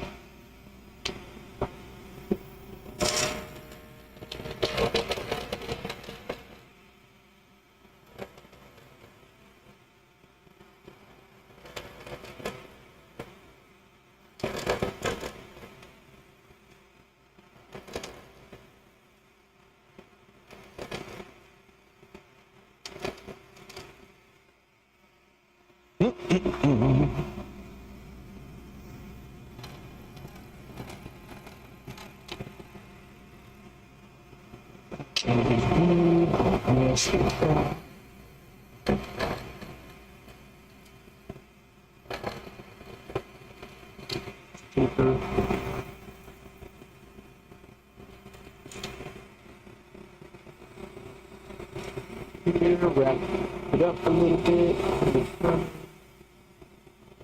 Too much. It's too long.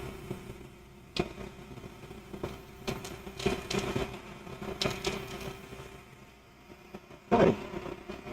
Just need to drop this one down a bit, I think.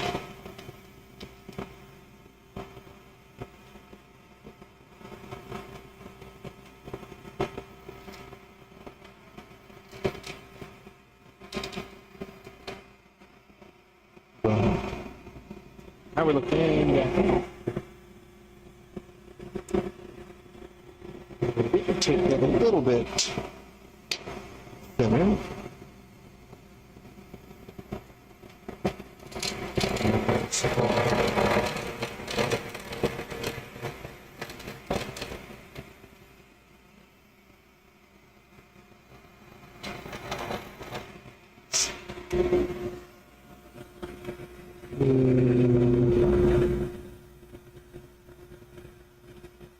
Hey, that's not too bad.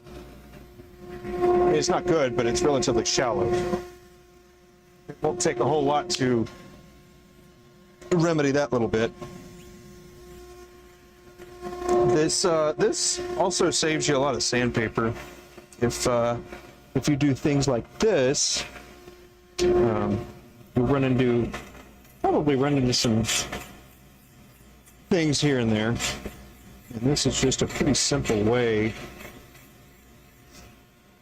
to fix it. You don't have to worry about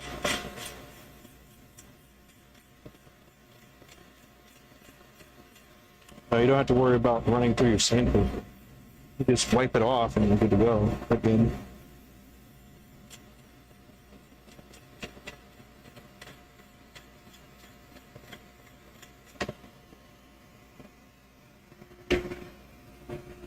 I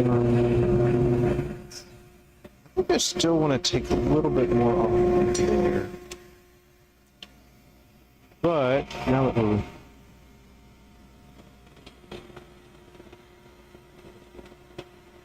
that's relatively mostly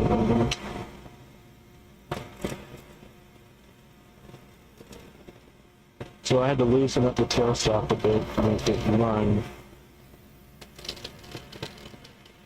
Yeah.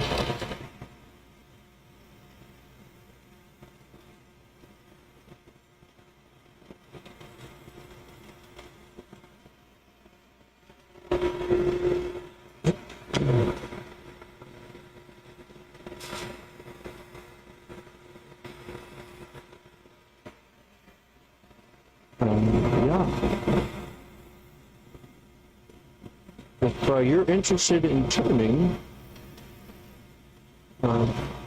check out my link tree there. I'd love to hop into a Zoom call with you. That way we can go over it, talk about whatever it is that you're interested in learning about, and then make it happen.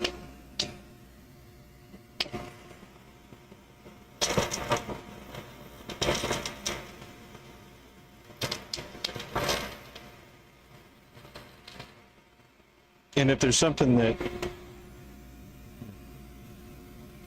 not my forte,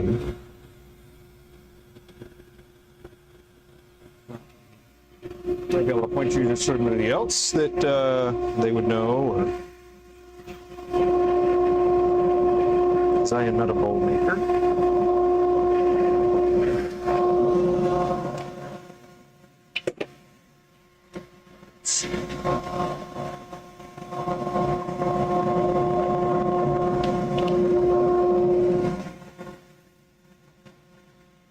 Hey, Carlos, how you doing?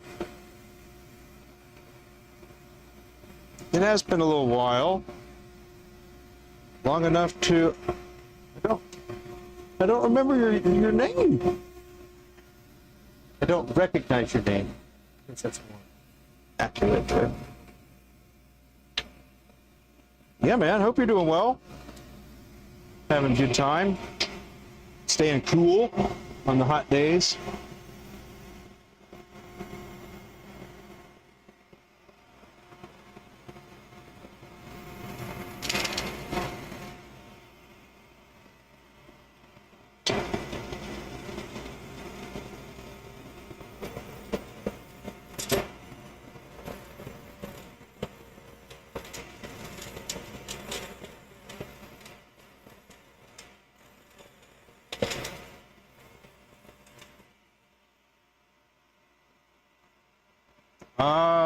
Okay, right.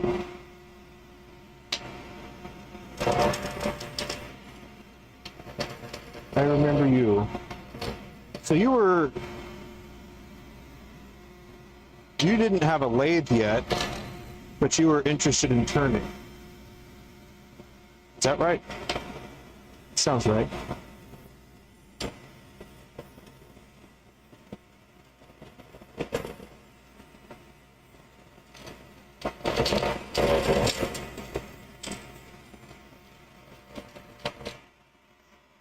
Let's see. 1 year ago? You sure?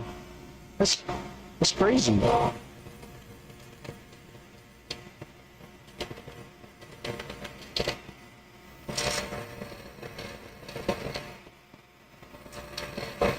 Well, yeah, I do. I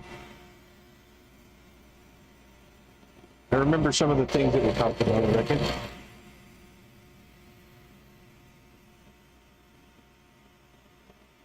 You like to write with fountain pens? Nice. This is a slight variation, but it is still in line with fountain pens because what this is going to end up being is a nib holder. And so with that, you can use fountain pen nibs, and then you can also use the Kakamori nib, but you can also put whatever nib that you want into it. So that's pretty cool. It makes it a little easier for people to switch between the different types of nibs, but it's a dip pen, pretty much. It is a dip pen. So, yeah, you can put whatever nib that you want into it, pretty much. There might be some caveats to that, as with just about everything. But yeah. What do you usually write? Do you write stories about your travels?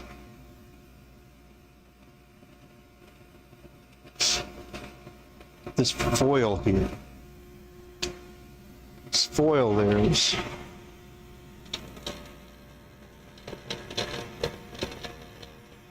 not working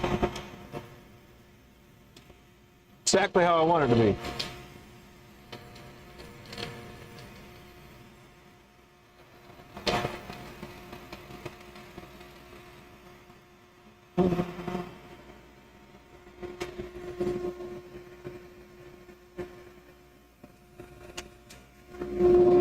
So, I'm just gonna sand this a bit.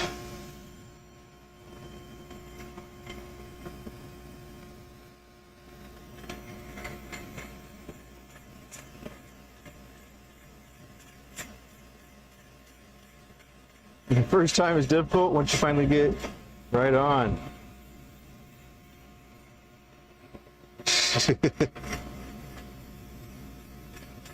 Yeah, I like it. I carry in my pocket, I carry a fountain pen, and I also carry a, well, 2 ballpoints, all in the same pocket.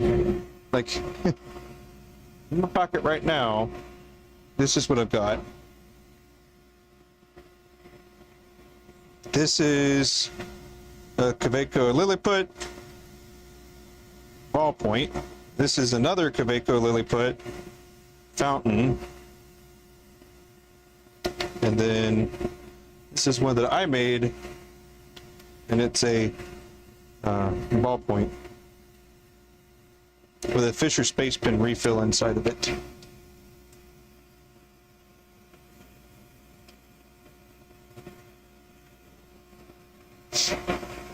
That needs to be addressed.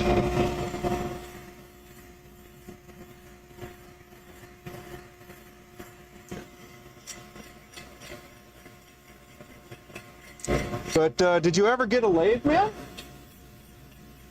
Or narrow it down or anything like that?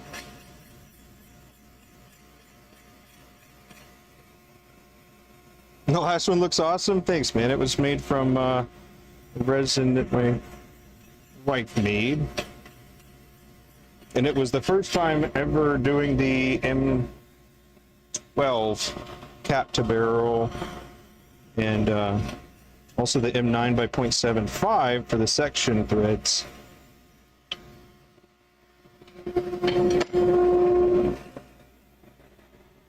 No? That's all right. That's all right, man. You still interested in it?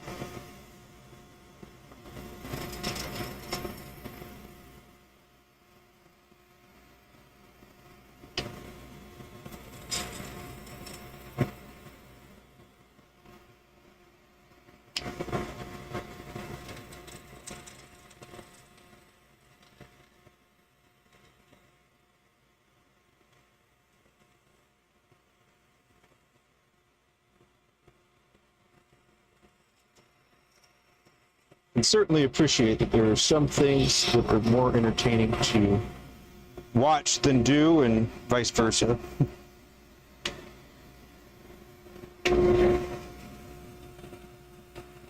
Still too thick.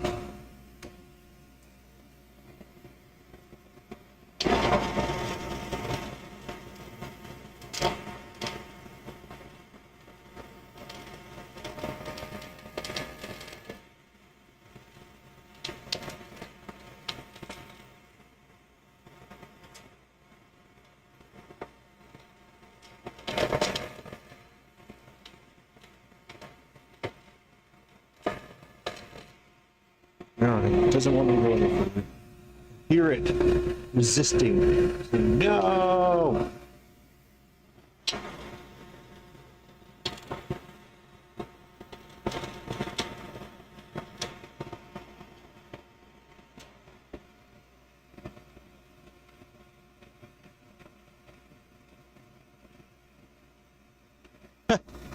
Yeah, man. Heck yeah. You'd like to, but you're a newcomer here and you need to be good? Shoot. Gotta get the reps in. That's all there is to it. Reps. Assuming that it is something that you want to do. So, reps and willingness to get better. And then that's all. That's all there is to it.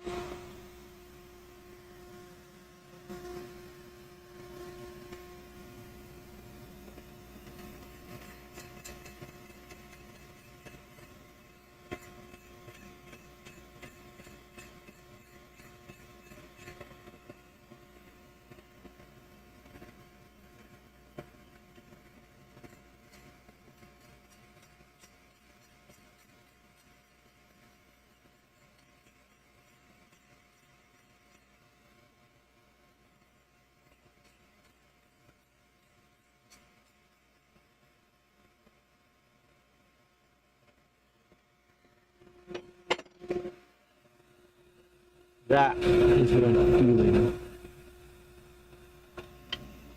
Not much to do about that.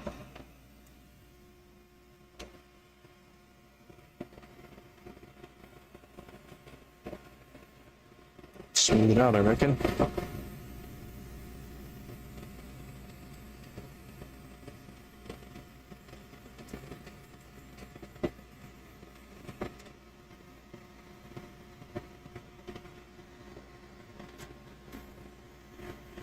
Well, I will say, being in Canada, you're in the place where I wanted to buy a lathe from. I was looking at the one-way lathes for a while.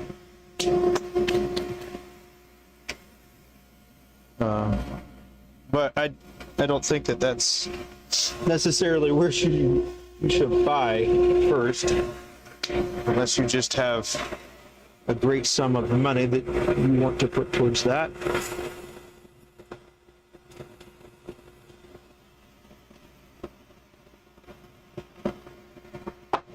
We see you.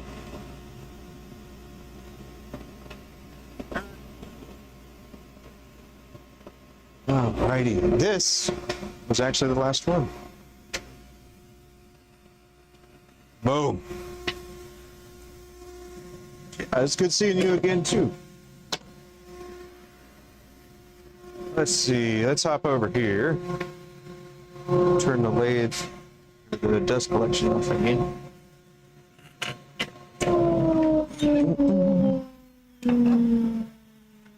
Come on over here. That'll work.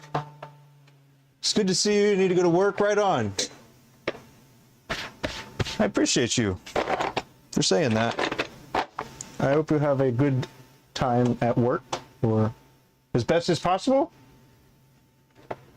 Everybody's got things they like and don't like about it, right? But yeah, so that. Ooh. Boom. It has been a wonderful stream. Wow. Really had a good time. Got to see a lot of people stop by. Thank you so much for that. It's always wonderful seeing new people, new faces and stuff. And if you do happen to do it again in the future, feel free to say hi and introduce yourself. And I try to do my best to remember names, but it's sometimes hard to do. But I also am pretty good at remembering conversations. I sometimes remember conversations more than I do names, which is weird. But we all have our things, right? But yeah, I appreciate you hanging out with me, and I'll see you next time. Have a good night.